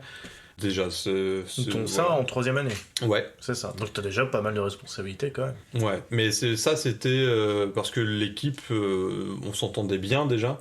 Et il sentait que j'étais capable d'assumer cette responsabilité. Je participais à un groupe atelier écriture, dont on a parlé précédemment, en compagnie de ma tutrice de stage et d'une infirmière. C'est tout pour la 3e année. Ok. Ensuite, du coup, mon stage de Master 1, que je fais en cette 2e année de Master, parce que j'ai redoublé, c'est dans l'association Préo, dans leur structure UDAP, pour Unité d'accompagnement Préo, qui s'occupe du coup d'enfants avec un autisme modéré à sévère, voire même de très grands retards. Et là, du coup, j'ai un contrat officiel de 560 heures. Et j'ai fait un premier contrat bénévole d'environ 100-150 heures, qui était du coup avant la rédaction du contrat officiel avec la fac. Du coup, mes missions dans ce stage, elles sont multiples, parce que j'en fais beaucoup au final. J'avais, parce que ça a pris fin, mais en gros je participais à une prise en charge à domicile pour des jumelles avec un autisme assez sévère, en compagnie d'une éducatrice spécialisée. Ensuite, j'ai rejoint un atelier qui est un nouvel atelier, enfin un atelier qui est en cours de réflexion et de création depuis 2-3 ans, qui s'adresse à des enfants du coup qui sont extrêmement régressés. Ce sont des enfants de 10 et 12 ans respectivement, qui ont un âge développemental de 0 à 1 an. Ok. Donc, oui, quand on dit régresser, c'est pas péjoratif, non, c'est purement médical. Oui, évidemment. Je précise au cas où. C'est que vraiment, on a affaire à des nourrissons dans le corps d'enfants de 10 et 12 ans. Ok. Je fais 2 ateliers qui reproduisent un cadre un peu scolaire, le temps de 3 heures, où ce sont des enfants qui ont un autisme quand même assez important. Et en gros, ce qu'on fait, c'est qu'on reprend la question des apprentissages, de la lecture, de la parole, de l'écriture, de la logique, des mathématiques, etc. Et en gros, comme ça, on les amène à sortir de ce qu'on appelle la boucle courte, décrite par Geneviève Haag, H-2-A-G. Il y a qu'un seul G. Ça aurait été jeune aussi. Je pense qu'elle écoute pas le podcast, elle pourra pas nous en vouloir. Inch'Allah. Et du coup, cette boucle courte, c'est comment ça décrit un peu en fait l'autisme auquel on fait face. Ce sont des enfants qui ne perçoivent pas vraiment l'autre, qui sont dans leur bulle et du coup dans leur autostimulation, et avec qui on n'arrive pas à communiquer, avec qui on n'arrive pas à travailler. Et du coup, passer par cette voie un peu cognitive de l'apprentissage, etc., c'est ce qui les permet de sortir un peu de leur autostimulation, de leur monde à un, et de rejoindre le monde à plusieurs. Et je participe aussi à un atelier conte qui fait le sujet de mon mémoire, avec 2 patients dont un n'est pas autiste, qui est dans une problématique autre. Et du coup, de manière générale, je travaille avec des enfants qui ont un handicap plutôt sévère, qui ne parlent pas pour la majorité, ou alors très peu, ou alors par le biais du français signé, que du coup j'apprends en même temps qu'eux. Je vais pas vous faire de démonstration, vu que... Ça va être un peu compliqué. Voilà, à l'audio, on ne voit pas. Ça alors, qui l'eût cru. Et voilà pour mon stage, je pense. Ok. Moi, je voulais savoir, du coup, tu as l'air de travailler beaucoup autour de l'autisme, mais aussi l'enfant. Cette année, oui. Cette année, est-ce que c'est une volonté de continuer là-dessus plus tard, ou est-ce que c'est vraiment juste un passage et tu as envie de voir autre chose ? Eh ben, justement, on est sur un gros doute. C'est que... moi, à la base, je ne me voyais pas travailler du tout dans la clinique infanto-juvénile, puisque c'est celle-là dans laquelle on se situe, et encore moins avec l'autisme. Et en fait, j'ai découvert vraiment ce que c'était. Et j'ai découvert aussi à quel point ça me passionne, ça me paraît formidable de travailler dans ce cadre-là. Je ne sais pas si j'en ferai mon futur. Ils m'ont déjà proposé des emplois. Ok. Donc ça veut dire qu'ils apprécient en tout cas mon expérience de stagiaire. Cool. Peut-être que j'y ferai un passage, j'en sais rien, on verra où le fleuve nous mène, on va continuer dans cette perspective. Mais à la base, c'était pas prévu que je fasse ça. Je me suis retrouvé en fait avec cette offre de stage, j'y ai postulé. Ils m'ont reçu en entretien et ils m'ont dit on t'attend, et j'y suis allé. Et quelle formidable expérience. Et équipe, oui, c'est rien de le dire. Est-ce que tu arrives à gérer tout ce qui est relation avec le patient, tu vois, de rester professionnel? Moi, c'est toujours une grande question pour moi, de pas trop s'attacher aux patients, surtout que c'est des enfants, donc j'imagine qu'il y a peut-être encore plus d'affection quand tu vois un petit, je sais pas, tomber, enfin bref, tu vois, un truc comme ça. Comment tu arrives à gérer ça, toi? C'est une question qui est très importante, qui rejoint les notions de transfert et de contre-transfert, pour ceux qui s'intéressent à la psychanalyse. On n'est pas des machines. Factuellement, donc évidemment que nous aurons des sentiments, ressentiments, émotions, affects en tout genre. Et c'est ce qui nous caractérise en tant qu'humains, et c'est surtout ce qui nous aide aussi en tant que cliniciens. Parce que c'est en fonction de ce que nous fait ressentir le patient qu'on peut travailler aussi avec lui. C'est en voyant une scène de désolation qu'on peut se dire peut-être que la vie psychique de cette personne est cette désolation, et du coup comment est-ce qu'on va travailler avec, etc. La question de l'attachement, elle est très importante, comme je l'ai déjà dit, je tourne un peu autour du pot. C'est qu'elle est compliquée à figurer. C'est qu'au niveau théorique, on est censé être à un écart suffisamment important pour laisser advenir la parole de la personne qui est en face, tant dans l'agression que dans l'amour, que dans tout ce qu'elle peut exprimer.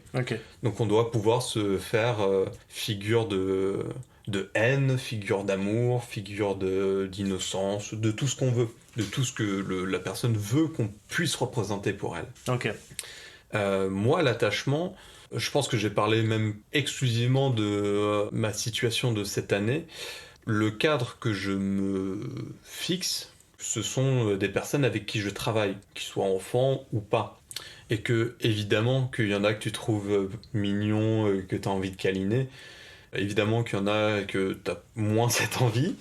J'en pense à un particulièrement. Pas de name drop, il va se reconnaître. Non, secret médical, évidemment. Mais c'est vrai que je pense à plusieurs patients, même au-delà en fait, de cette année, qui peuvent être agressifs, que ce soit physiquement ou verbalement. Je le prends pas pour moi. Je le prends pas pour moi en tant que Nicolas Cardin. Je le prends pour la personne que je peux représenter pour elle. Donc, du stagiaire psy ou futur psychothérapeute, c'est à lui que ça s'adresse. Et il se trouve que je suis lui, mais pas entièrement. Donc j'instaure un cadre auquel j'essaie de m'astreindre aussi. Et ça fait la manière aussi de s'y astreindre, c'est de se poser des questions. C'est pourquoi est-ce que cet enfant, j'ai envie de le consoler, alors que ce n'est pas mon rôle. Et donc du coup, le fait de pouvoir se poser cette question, par exemple, ça permet de s'en détacher, de ne pas le faire parce que c'est pas un rôle parental qu'on attend de toi, c'est un rôle de psychologue. Et le rôle du psychologue, c'est d'aller poser la question. Qu'est-ce qui ne va pas? Qu'est-ce qu'on peut y faire? Qu'est-ce que ça te fait ressentir? Qu'est-ce qu'on y associe? Et ainsi de suite. Ok. Est-ce que tous tes collègues fonctionnent comme ça, réfléchissent de cette façon, ou est-ce que chacun a sa vision de comment gérer ça? Il y a les grandes lignes que représente la déontologie, l'éthique. Donc, par exemple, un psy ne couchera pas avec son patient. Sauf dans les séries. Sauf dans les séries. On peut penser en thérapie, justement, d'ailleurs, en parlant de ça. Chacun se fait sa propre conception à partir des grandes lignes. Nécessairement parce qu'on est tous des individus individuels, ce qui fait qu'on est tous uniques en ce qu'on est. Donc on a des besoins plus ou moins importants, des limites plus ou moins amovibles. Donc chacun fait comme il peut, je pense. Ok. Et pour revenir au stage, justement, comment tu as eu ces stages? Est-ce que c'était difficile d'en trouver? C'est difficile d'en trouver pour plusieurs raisons. C'est difficile d'en trouver parce qu'en fait, quand tu es en 3e année, tu envoies des candidatures, ils te disent on cherche que des masters. Et quand tu es en master, tu envoies des candidatures, ils te disent on prend que des licences ou des master 2. Et quand tu es un master 2, j'en sais pas, j'y suis pas encore. Moi j'allais jusqu'au bout là. C'est compliqué parce qu'en fait il faut s'adresser à beaucoup de structures, sachant qu'il y a quand même beaucoup d'étudiants, donc les postes se prennent assez vite. Donc il faut s'y prendre relativement tôt, à partir de février février, il faut commencer à démarcher. Donc il faut envoyer des lettres de motivation, des CV, appeler des secrétariats. Enfin, vraiment, il faut faire du forcing un peu partout. Après, nous, on a l'université qui relaie certaines offres de stage. Donc il y a des structures qui, comme elles travaillent avec la fac, enfin comme elles reçoivent des étudiants plutôt de certaines facs depuis quelques années, elles leur renvoient directement les offres de stage. Et du coup, la fac les relaie à tous les étudiants qui sont potentiellement intéressés. Et du coup, moi, mon stage de 3e année, je l'ai trouvé par cet intermédiaire de la fac, qui a relayé l'offre de stage. Moi, j'ai candidaté, ça s'est fait, et j'y suis entré, et puis voilà. Ah, très cool. Mon stage de 4e année, je l'ai trouvé plus par le bouche à oreille, entre guillemets. C'est que j'avais une collègue qui était du coup dans ce stage, et qui a relayé leur offre de stage par un groupe Facebook de la promo. Et moi, du coup, j'y ai candidaté, on a fait un entretien, et j'ai été pris. Ok. Mais j'ai des collègues qui ont envoyé 90 candidatures pour 0 réponse. Ok. Et dans ce cas-là, si t'as pas de stage, comment tu fais? Tu te démerdes pour en avoir un. Enfin oui, mais si t'en as pas, tu redoubles. Si t'en as pas, la porte c'est celle du redoublement. Ok. La plus certaine. Il y en a qui arrivent à faire un stage pendant l'été, même si ça pose d'autres problèmes pour des questions de validation, donc des questions d'ordre véritablement formel. Mais sinon, la plupart du temps, ce sera un redoublement. Mais normalement, cette figure de ne pas trouver de stage, ça n'arrive presque pas. Ok. Faut être honnête, hein. Il y a la question du désir, de où est-ce qu'on veut faire un stage. Ensuite, il y a la question de la réalité, il me faut un stage. Il y a la question du désespoir, genre il me faut un stage. La détresse, quoi. Non, oui, voilà. Et que au bout d'un moment, même si c'est à 1h30 de trajet, t'y vas. Même si c'est pas ton désir. Ok. Oui, parce qu'on rappelle qu'en fait, tous tes stages, là, ils ne sont pas rémunérés. Alors, mon stage de cette année-ci, parce que du coup, je suis dans une structure associative qui a des fonds réservés au paiement des stagiaires. Il faut savoir qu'un stage est obligatoirement rémunéré au bout de 3 mois. Au-delà de 308 heures de pratique, de stage, et sur 3 mois consécutifs. Ça, ce sont les 2 conditions qui font que tu es obligé d'être payé. Au minimum de 15% du plafond de la sécurité sociale, qui représente à l'heure actuelle 3,90€ de l'heure. Les stages en hôpitaux, c'est rare qu'ils soient payés, ce qui oblige du coup les étudiants de Master 1 et 2 à avoir 2 stages ou plus, pour justement contourner cette obligation de paiement de 308 heures, parce que les hôpitaux n'ont pas d'enveloppe pour rémunérer les stagiaires la plupart du temps. Et donc du coup, pour valider les 300 ou 500 heures de stage minimum requises plutôt, ils sont obligés de cumuler plusieurs stages. Ok. Toi, qu'est-ce qui t'intéresse? On en a parlé du libéral et du, je sais pas, public. Je sais pas comment Oui, du public. Ouais, du public. Libéral ou public, on en a parlé dans le premier épisode, donc si vous ne savez pas exactement ce que c'est, on va peut-être pas le réexpliquer là, mais on l'a expliqué dans le premier épisode, la différence.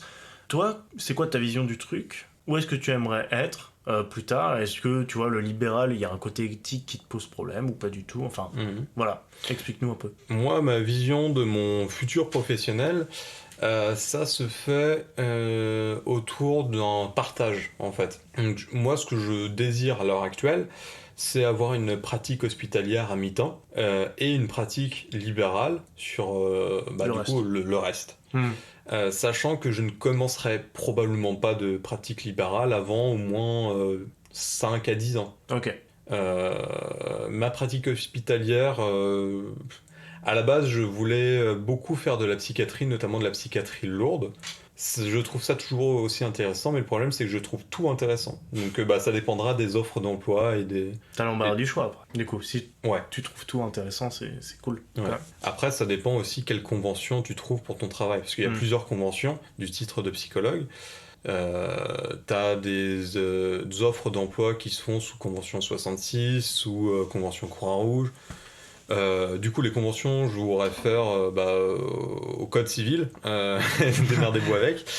Mais c'est juste que tu as des conventions qui offrent des avantages plus pécuniers, d'autres des avantages plus de temps. Enfin, c'est assez particulier. Convention 81 aussi. Pourquoi attendre quelques années avant de faire du libéral ? c'est que le libéral, ça représente déjà au niveau financier, en fait, un apport qui est beaucoup plus conséquent que la pratique hospitalière. Ouais. Pratique hospitalière, même si t'es cadre A, il faut passer un examen pour être titulaire, et à partir du moment où t'es titulaire, t'es quand même mieux payé. Mais si t'es pas titulaire, bah t'es payé à peine plus que le SMIC. Ok. Et du coup, la pratique libérale, c'est du coup dans cet objectif financier, et attendre quelques années. Pourquoi ? Parce que tu te retrouves seul face aux patients. Ce qui fait quand même qu'il faut que tu aies un background, j'ai envie de dire. Ouais. Il faut que tu aies quand même de l'expérience, il faut que tu aies un peu de la bouteille pour pouvoir être serein et constructif et utile. Alors, il faut savoir que la pratique libérale, moi, je l'envisage pas sans avoir une supervision ou au moins une intervision. Une supervision, c'est avoir un petit groupe dirigé du coup par un superviseur qui est un psychologue, clinicien, psychothérapeute, qui ne connaît pas les patients qu'on rencontre, mais par contre, avec qui on peut partager des problématiques, des moments de... Ok, ouais, ça existe, hein, je savais pas, tu vois. Et c'est juste, j'arrive pas trop à m'en sentir, je comprends pas où est-ce que je vais avec, je sais pas quoi proposer, et tu proposes ça à ton groupe sous l'œil du superviseur, et du coup, on en débat en groupe avec des solutions apportées par le superviseur, qui nous permettent de relancer à la fois des questions sur nos outils, sur nous-mêmes, sur qu'est-ce qui s'y passe, pour pouvoir mieux répondre. Ok. Et l'intervision, du coup, c'est là où c'est un collectif de personnes sans superviseur. D'accord. Donc le principe est le même, c'est juste qu'il n'y a pas de superviseur. Toi, quand t'es rentré dans le monde professionnel, est-ce que t'as ressenti des problématiques où tu t'attendais pas, tu vois ? C'est-à-dire ? Bah, par exemple, t'es en cours et tout, tu rentres dans le monde professionnel, c'est la première fois, t'as un supérieur et t'as des comptes à rendre, tu vois. Chez certains, ça peut poser problème, tu vois. Ouais. Alors, normalement, sur le papier, le psychologue ne dépend que du directeur de l'hôpital. Dans les faits, on n'est pas du tout sur ça.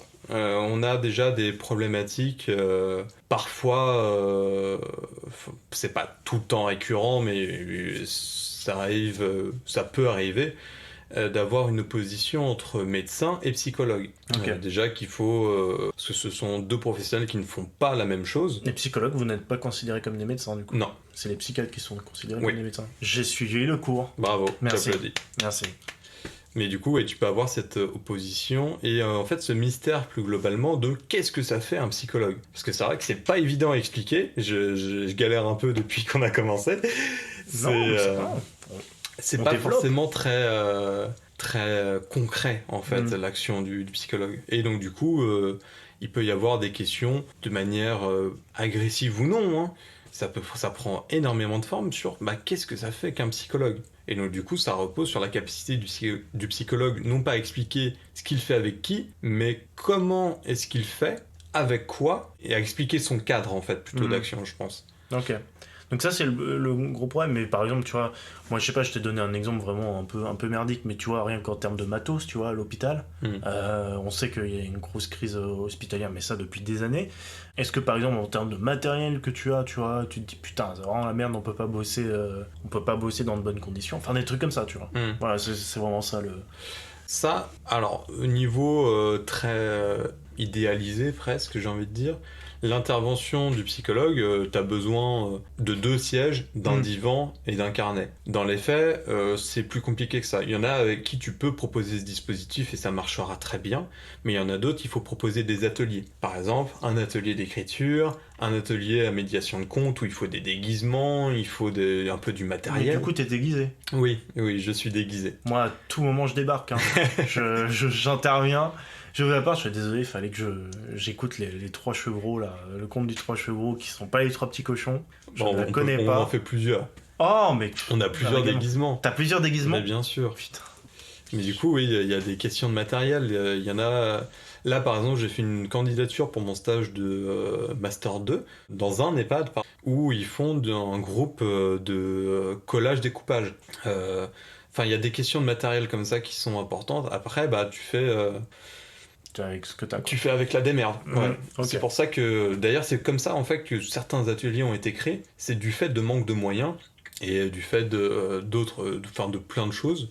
Par exemple, la psychologie institutionnelle, c'est une psychologie qui apparaît pendant la Seconde Guerre mondiale, d'un regroupement de psychiatres, psychologues, médecins, qui, faute de moyens de faire des thérapies individualisées, etc., font des thérapies de groupe. Ouais. Et incluent en fait les personnes dans un travail du quotidien, qui l'incluent dans la vie de tous les jours. Les alcooliques anonymes. Ouais. Non. Non, mais ça va être par exemple des fous, entre guillemets, qui vont faire un travail de cordonnier. Et en fait, ça en devient thérapeutique parce qu'on a une réflexion qui est apposée derrière. Ok. Et en fait, ça, c'est né du manque de moyens qu'ils avaient. D'accord. Là, t'es en train de nous dire que, tu sais, la théorie de si on détruit des choses, ça va créer de nouvelles choses. Si on détruit des choses, ça crée de nouvelles choses. Après, c'est pas pour ça qu'il faut détruire des choses. C'est là où, du coup, il faut s'en écarter très sérieusement. Et il faut rappeler aussi que le classement de la France sur les pays les mieux soignés, enfin, qui soignent le mieux, le classement de l'OMS, on est passé de 3e à 10e, je crois. C'est la chute libre. C'est la chute libre, et c'est extrêmement grave. Non, mais c'est grave, parce que la qualité de vie en France descend, la qualité des soins baisse aussi. On voit des structures qui vont mal. Et qu'est-ce que c'est qu'une structure qui va mal ? C'est une structure qui soigne mal. C'est-à-dire que ça peut donner des personnes qui sont mal soignées, qui vont commettre de simples méfaits, à des délits, à vraiment des... Il y a une problématique du soin en France qui est extrêmement problématique. C'est grave. Une problématique est problématique, ça c'est correct, mais on est quand même sur quelque chose d'inquiétant en France aujourd'hui. Ok. Je voulais parler des points positifs et points négatifs finalement de tout ça, du stage, de la formation, etc. Est-ce que tu as des points négatifs dans ta formation que tu aimerais améliorer ? Les points négatifs dans ma formation, c'est tout le rapport à l'administratif, qui s'est montré à plusieurs moments de désastreux à complètement impensable, voire même parfois d'illégal. Ah ouais. Oui, il y a vraiment des Comme fois quoi où... Donne-nous des petits dossiers. D'illégal, je sais pas si c'est foncièrement illégal, mais... Enfin si, il y a des trucs, je sais où c'est illégal. Non, mais d'avoir des professeurs qui soient en roue libre... C'est-à-dire par exemple, il y en a qui sont absents pendant un semestre entier, qui ne le déclarent pas, donc qui sont quand même payés, et qui s'arrangent, je sais pas trop comment ils font, pour que ces absences ne soient pas notifiées, que nous on n'ait pas de cours mais ça pose de problème à personne, qu'il y ait des partiels qui soient rendus alors qu'ils sont modifiés par le professeur. C'est-à-dire que normalement on n'est pas censé connaître le sujet, et là je pense à une en particulier où on apportait directement notre partiel préfet, parce qu'on faisait une sorte de recherche, etc., où tout le monde a 15. Je pense à une autre professeure une chargée de TD, pardon, qui était absolument désastreuse, qui nous a fait un semestre entier sur un sujet qui ne concerne pas le cours, et sur les 2 derniers cours, a fait un enseignement qui correspond à l'intitulé. Mais trop tard, du coup. Mais trop tard, où on comprend rien, et où moi je n'ai rien compris, j'ai rendu presque feuille blanche, et où j'ai eu 10, parce qu'elle a dit tout le monde aura 10 au minimum. Parce qu'elle l'a décidé. Ok.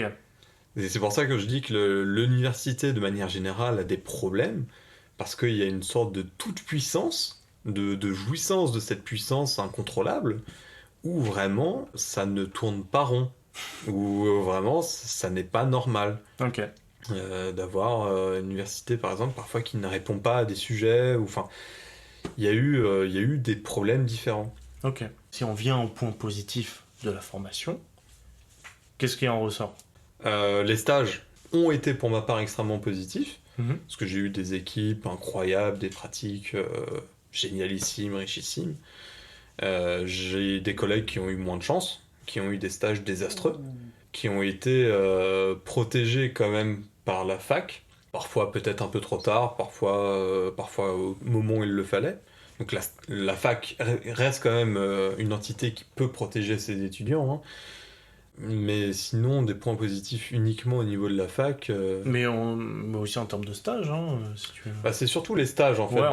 Ouais. Parce que j'ai eu beaucoup de chance, je pense aussi, de rencontrer des équipes vraiment, vraiment bien. Après, la fac m'a fait rencontrer aussi des professeurs qui m'ont aiguillé, qui m'ont guidé, qui m'ont enrichi, et pas seulement pour les années de fac, mais vraiment pour toute ma vie. Ok. Ça c'est incroyable, et j'ai rencontré aussi des collègues tout aussi intéressants qui sont devenus des amis, des proches. C'est trop bien ça. Oui, Ça, c'est le point positif de la fac, c'est ça, que tu rencontres beaucoup de gens. Des très mauvais et des très bons. Il y a des bons et des mauvais gens, quoi. En conclusion. Conclusion. C'est très minimaliste, mais oui. En parlant de conclusion, comme là, on a fait le tour un peu des expériences, je pense qu'il est l'heure de l'afterwork. L'afterwork. La salle à bière. Exactement. Tout le monde mange, tout le monde boit, tout le monde est content. Alors ça, faut le boire d'un cul sec, hein. Le vin, c'est aussi le soleil. Alors, mon pote, moi j'ai pas envie, je suis fatigué. Allons, Odès, ne sois pas si mortel. Joins-toi à la cérémonie. Alors l'afterwork, souvent on n'a pas envie d'y passer, mais pourtant on y est forcé par ses collègues, et c'est l'heure du bilan de tout ce qu'on s'est raconté là. Alors, aujourd'hui, tu as quelle vision de ta formation et de ton parcours ? C'est une très vaste question. Je t'avais dit qu'on n'avait pas envie d'y aller à l'afterwork. Hein. Là, t'es coincé. C'est une très très vaste question. Qu'est-ce que tu retiens finalement de tout ça ? De ma formation, qu'est-ce que je retiens ? Je retiens beaucoup de questions qui sont pas forcément mauvaises pour certaines. Et ça aiguille mon besoin et mon désir au niveau professionnel. De qu'est-ce que j'estime avoir besoin, qu'est-ce que je veux faire, comment je veux le faire, avec qui. Donc c'est là où voilà ce que m'apporte ma formation. Après, ce que m'apporte aussi ma formation, c'est beaucoup de doutes. Des doutes qui ne trouveront pas d'autre réponse que dans l'exercice de la pratique. Et ce que j'en tire surtout de ma formation, c'est mes stages. Je le répète encore beaucoup de manière très insistante, mais c'est vraiment ce qui fait de moi aujourd'hui le futur clinicien de demain. Oh là là. Excusez-moi, mais vous avez été délégué, vous, non ? Un petit peu, ouais. C'est vrai, demande à suite. On peut le dire. Demande à suite. Oh là là. Alors attends, j'ai une phrase. La confiance des Français. Qui convient plutôt pas mal à cette situation. C'est le souvenir de la honte préserve le futur du succès. Je sais plus de qui c'est. Il faut nous trouver ça, là. Ouais. Le souvenir de la honte passée préserve l'honneur de l'avenir. De Thérèse Amiel. Formidable. Qui est une très belle phrase. Très bien, c'est noté. Et je pense qu'il résume certaines parties de ma formation. Et c'est là où on se conclut. Au revoir. Non. Aujourd'hui, qu'est-ce que tu referais ou changerais là dans tes choix ? Qu'est-ce qui t'aurait aidé à faire mieux ? Qu'est-ce qui m'aurait aidé à faire mieux ?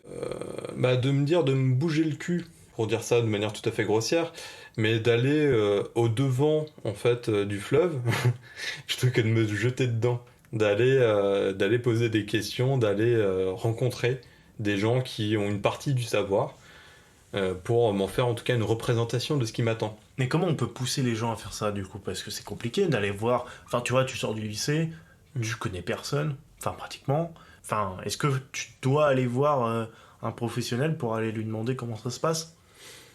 Non, tu peux. Je suis pas sûr que les psys répondent de manière très favorable.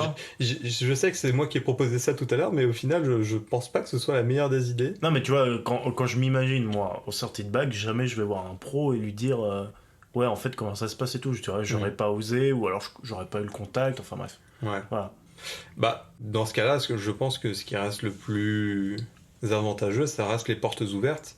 Et au-delà des informations qu'apportent les portes ouvertes, c'est justement la découverte de contacts de personnes qui y sont dedans. Et de poser des questions, de venir demander ou d'avoir la chance de rencontrer des personnes qui viennent exposer leurs différentes expériences, quelles qu'elles soient. Ok. Et je pense que ça m'aurait aidé qu'on me motive à le faire. Parce que c'est vrai que j'étais calme, quoi. C'est vrai que j'étais là, je me suis dit, vas-y, je fais ça, et advienne que pourra. J'ai eu de la chance que ça se conclue bien, que ça se conclue sur quelque chose que j'apprécie, que je veuille faire. Et je pense à ceux qui ont eu moins de chance, qui peut-être auraient pu profiter de ce genre de contact. Ok. Abonnez-vous évidemment à ce podcast. Tu n'as même pas le titre. Si. Qu'est-ce que tu vas faire demain ? Plus tard. Oh le nul. Toi, tu vois, pour l'avenir de ton métier, tu le vois comment ? Dans quelques années ? Tu sais, j'ai déjà rencontré des gens qui avaient fait des études de psy.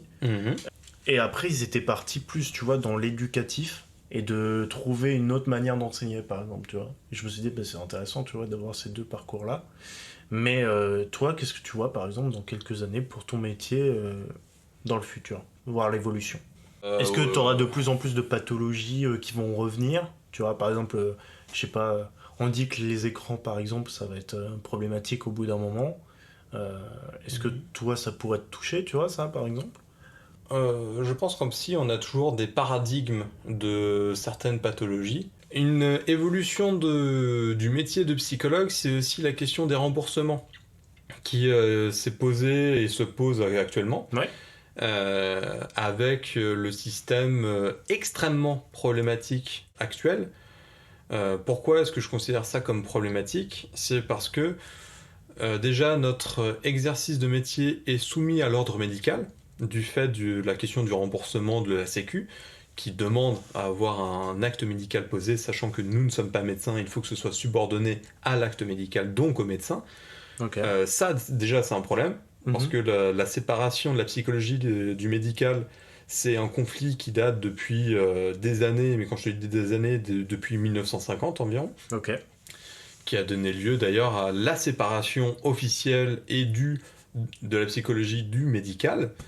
Donc le fait qu'on soit assujetti au désir du médecin, pour moi, ça n'a aucun sens, parce que notre métier, c'est nous qui le connaissons, jusqu'à preuve du contraire. Que ce soit 7 séances dont une de rencontre pour faire le dossier, etc., c'est pas assez pour faire un suivi qui soit véritable, qui soit confortable, qui soit utile et pratique. C'est le fait qu'on ne puisse pas le refaire. Donc c'est-à-dire que si tu les as une fois, tu les as pas 2 fois dans le cours de la même année. Donc bon, 6 séances, tu tapes les mains et puis bon, c'est fini. Ouais. Moi, ça ne peut pas rentrer dans mon cadre de pratique. Et ensuite, au niveau du prix, il faut quand même permettre aux psychologues de vivre de son métier. Et 30 € la séance, tu peux te permettre de faire ce prix-là pour des personnes qui sont en besoin et qui n'ont pas les capacités de répondre à ce besoin.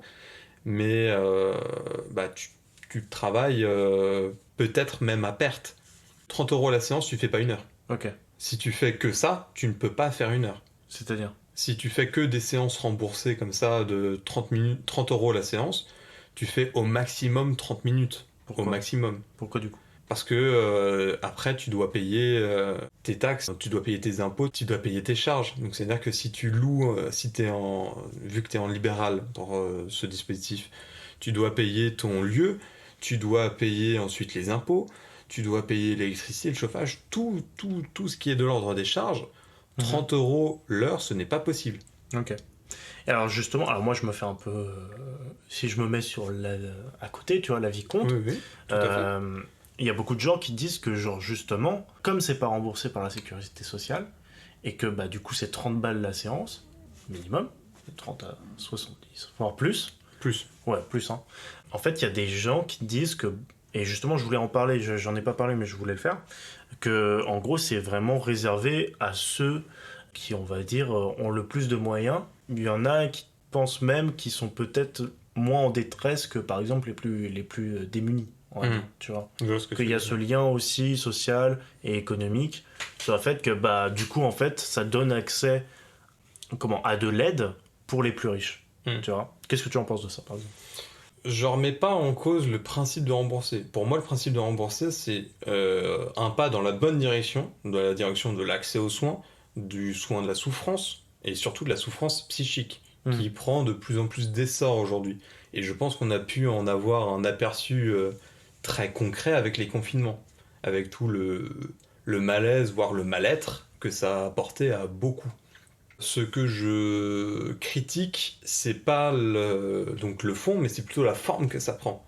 Surtout que, par exemple, l'ordre des psychologues a demandé à être consulté pour pouvoir participer à ça, pour pouvoir le construire de manière cohérente avec la pratique de clinicien, et ce à quoi ça n'a pas été accepté.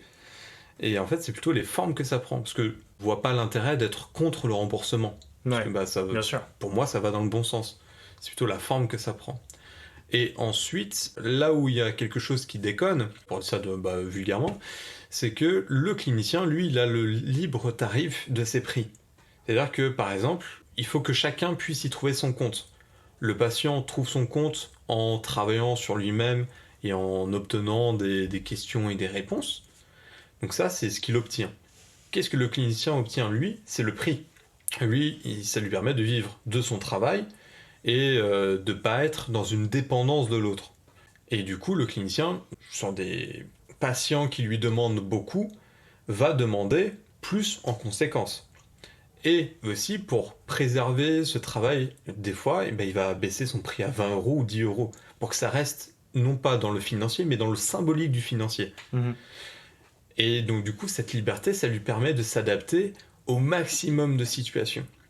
Tandis que là, avoir un prix unique de 30 €, on perd un peu cette flexibilité du cadre qui répond aux besoins de la pratique clinique. Ok. Oui, donc en fait, il faudrait juste ajuster selon, pourquoi pas, le revenu ou le cas de la personne en question. Il y a plein de solutions qui existent et dont les concernés, d'ailleurs, ceux qui sont engagés dans les mouvements, etc., sont beaucoup plus à même de répondre que moi. Mais on ne manque pas de solutions, on manque peut-être de volonté politique. Ok. Dernier sujet dont je voulais parler aussi, c'était en termes d'acceptation d'aller voir un psy. Voilà, parce qu'on dit, il y a beaucoup de gens qui disent quand même que ce serait intéressant que chacun aille voir un psy, finalement, pour que tout le monde aille mieux. Mais sauf qu'il y a quand même un malaise encore qui est présent de dire, pas forcément de dire, moi je vais voir un psy, c'est déjà une autre étape, mais juste d'accepter d'aller voir quelqu'un pour aller mieux. Toi, c'est quoi forcément ta vision de psy ? Forcément, tu vas être, faut aller voir quelqu'un, je pense. Mais comment on peut démocratiser cette idée ? C'est un peu une question qui se pose dans Psychopathologie de la vie quotidienne, rédigée par Sigmund Freud, que, en tant que, pour la plupart, grand névrosé, on aura tous bénéfice à aller consulter. Je suis d'accord. Je suis d'ailleurs moi-même en suivi psy. J'ai un psy. Un psy qui est un psy pour... ça permet aussi d'être meilleur psy. D'accord. Pour des raisons sur lesquelles... T'analyses un peu comment il te perçoit ou pas du tout ? T'analyses ses méthodes de travail ? Non. Ok. T'es vraiment en tant que lambda. J'y suis en tant que patient. Tu sors de l'étudiant psy de là, quoi. Oui et non, dans le sens où il y a des postures du cadre qu'il adopte que je trouve être intelligentes, réfléchies, qui permettent de rebondir sur d'autres choses, donc qui m'inspirent moi dans ma clinique, mais j'y suis avant tout en tant que patient. Donc j'y fais ma propre thérapie. Parce qu'on peut tous se soigner. Et ce sera peut-être même profitable qu'on se soigne tous. C'était quoi ta question ? C'était comment démocratiser ça, malgré... Alors on en a parlé du prix, mais démocratiser l'idée d'assumer, de se dire, j'en ai peut-être besoin et je vais peut-être y aller, tu vois.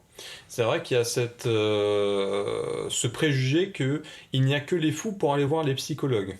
Ou les faibles. Les fous, les faibles, oui. Mais c'est vrai que ça rejoint cette grande idée générale qu'il n'y a que ceux qui sont très différents, on va prendre ça sous l'angle de la différence, qui sont très différents, qui doivent y aller. Par exemple, en 3e année, j'avais reçu une dame dans un premier entretien qui m'avait dit « Je viens vous voir, mais je suis pas folle ». Et elle m'avait répété ça 3-4 fois. Je lui ai dit « Mais vous savez, il n'y a pas que les fous qui viennent voir pour être aidés. » Je connais cette théorie. Il y a ceux qui vont mal, tout simplement.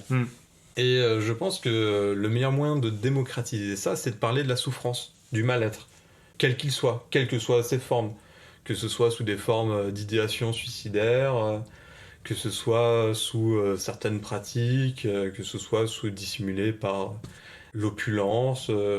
Toute souffrance peut trouver à être entendue. Et le lieu où justement elle peut être entendue et où on peut travailler dessus, c'est le lieu du psychologue. Dans un cabinet de psychologue, que ce soit libéral, que ce soit institutionnel. On a quand même des institutions en France qui sont prévues à cet effet. Mais chacun ne peut commencer son trajet que quand il s'y sent prêt. On ne peut pas forcer les choses, parce que forcer une psyché qui n'est pas prête, ça ne marchera juste pas. Mais comment dépénaliser un peu, presque j'ai envie de dire ça, en parler. Je pense que le meilleur moyen c'est d'en parler, c'est de dire vous avez le droit de ne pas être heureux, vous avez le droit d'avoir des choses et pourtant de ne pas être heureux, vous avez le droit de ne pas avoir des choses et de ne pas être heureux, vous avez le droit d'être heureux sans condition. C'est de parler d'un peu de tout et de n'importe quoi, et parce qu'il n'y aura jamais de jugement avec un psychologue plutôt. Ok. Bon bah parfait. Puis même, on peut aller voir un psychologue sans dire qu'on va voir un psychologue. On n'est pas obligé de l'afficher sous les toits. Oui, c'est vrai, on n'est pas obligé. C'est justement ce que je disais, c'est une seconde étape de dire à sa famille, à ses proches, à d'autres gens qu'on va voir un psy, mais juste y aller, c'est déjà une étape. Ouais, voilà. Donc, vraiment la phrase que j'ai envie de dire, c'est si souffrance il y a, quelle qu'elle soit, bah, quelqu'un peut venir l'écouter. C'est beau pour finir. Je voulais juste savoir, parce que l'émission touche à sa fin, mais d'habitude je demande une petite reco culturelle. Je sais que tu m'as dit que tu n'en avais pas forcément, mais là j'y ai pensé. Est-ce que tu n'aurais pas un psychologue ou quelqu'un qui a théorisé sur le truc, qui est très abordable, tu vois, parce que forcément il peut y avoir des mots un peu compliqués, un peu, mais je sais pas comment dire, mais un peu techniques. Est-ce que tu n'aurais pas un auteur, un ouvrage qui permet vraiment d'aborder la psychologie de manière un peu plus, on va dire... pour les novices que nous sommes? Bah, j'en connais... Enfin, des auteurs qui sont lisibles, il y en a beaucoup. Après, c'est plus le sujet, en fait, en lui-même qui ne concerne pas forcément tout le monde. Pour ceux qui s'intéressent à la psychologie psychanalytique, bah, je conseillerais Freud, à la limite, que ce soit de l'interprétation des rêves, psychopathologie de la vie quotidienne, peut-être. L'interprétation des rêves, ça peut être sympa, en vrai, pour commencer, tu vois. Après, tu peux t'observer un peu plus. T'observer, c'est peut-être un grand mot, mais être plus attentif à certaines émergences. Voilà, on arrive à la fin. Je voulais savoir où est-ce qu'on peut te retrouver, que ce soit sur les réseaux sociaux ou même, enfin voilà, si on a des questions, des informations à te demander. Eh ben, moi, on peut me retrouver, j'ai pas trop de réseau. Ouais. Du coup, on peut me retrouver que sur Facebook, Nicolas Cardin. C-A-R-D-I-N. Tu vas te faire pirater ton compte Facebook, toi. Oh. À peine. À peine. Bon, si je reçois des messages chelous, je sais que c'est ma faute. Non, mais si vous avez des questions ou besoin d'approfondir certains sujets ou même de critiquer ce que j'ai pu dire aussi, parce que je ne détiens pas un savoir unitaire, je ne détiens que l'expérience que j'ai fait jusqu'alors, bah, n'hésitez pas à m'envoyer un message, je vous répondrai après le bip. Eh bah parfait. Nicolas, merci beaucoup d'être venu nous parler de tes études et de ton parcours. J'espère que t'as passé un bon moment quand même. Ouais. Un peu moins stressé là, ça y est? Ah bah complètement détendu. Mais... Oh là là, tu me régales. Alors merci à vous d'avoir écouté cette émission, j'espère que ça vous a plu. On a essayé de parler du métier et de toutes les branches de psychologue. D'une branche surtout. Hein. Ouais, d'une branche surtout, mais on a essayé de balayer un peu différentes idées. N'hésitez pas, si ça vous a plu, à vous abonner à ce podcast et à lui ajouter une bonne note et une bonne critique de votre plus belle plume sur Apple Podcast, je crois, puisque c'est les seuls où on peut noter ce qu'on pense du podcast. J'ai créé un compte Twitter, qu'est-ce que tu vas faire plus tard, mais aussi un Insta sous le même nom. Vous pourrez suivre toute l'actualité du podcast. Comme ça, il y en a pour tout le monde. Voilà, je crois que j'ai tout dit. J'espère que tu sais maintenant un peu plus ce que tu vas faire plus tard. À très très vite pour un prochain épisode. Salut! Abonnez-vous. Que se passe-t-il? Moi, je te dis, qu'est-ce que tu veux faire? Et tu me réponds, je n'en sais rien, que veux-tu faire? Là, je n'en peux plus. Je suis en bout du rouleau. J'ai envie de rentrer, me foutre mes savants et terminer mon soir. Je pense qu'il est un peu trop tôt pour faire un choix. D'accord. Mais mon choix est fait. Ah, donc vous avez choisi. Bon, récapitule dans le calme. Bon voyage, arrivederci, sayonara, adieu, bon débarras, bon vent, que le diable t'emporte à 312 km. Qu'est-ce que vous faites mercredi prochain? Mercredi prochain, rien. Parfait. L'ami chez qui on devait aller ce soir redonne un dîner, vous êtes bien sûr invité. C'est vraiment très gentil, ça. Non, c'est normal, on vous a raté aujourd'hui et on ne doit pas vous rater la semaine prochaine.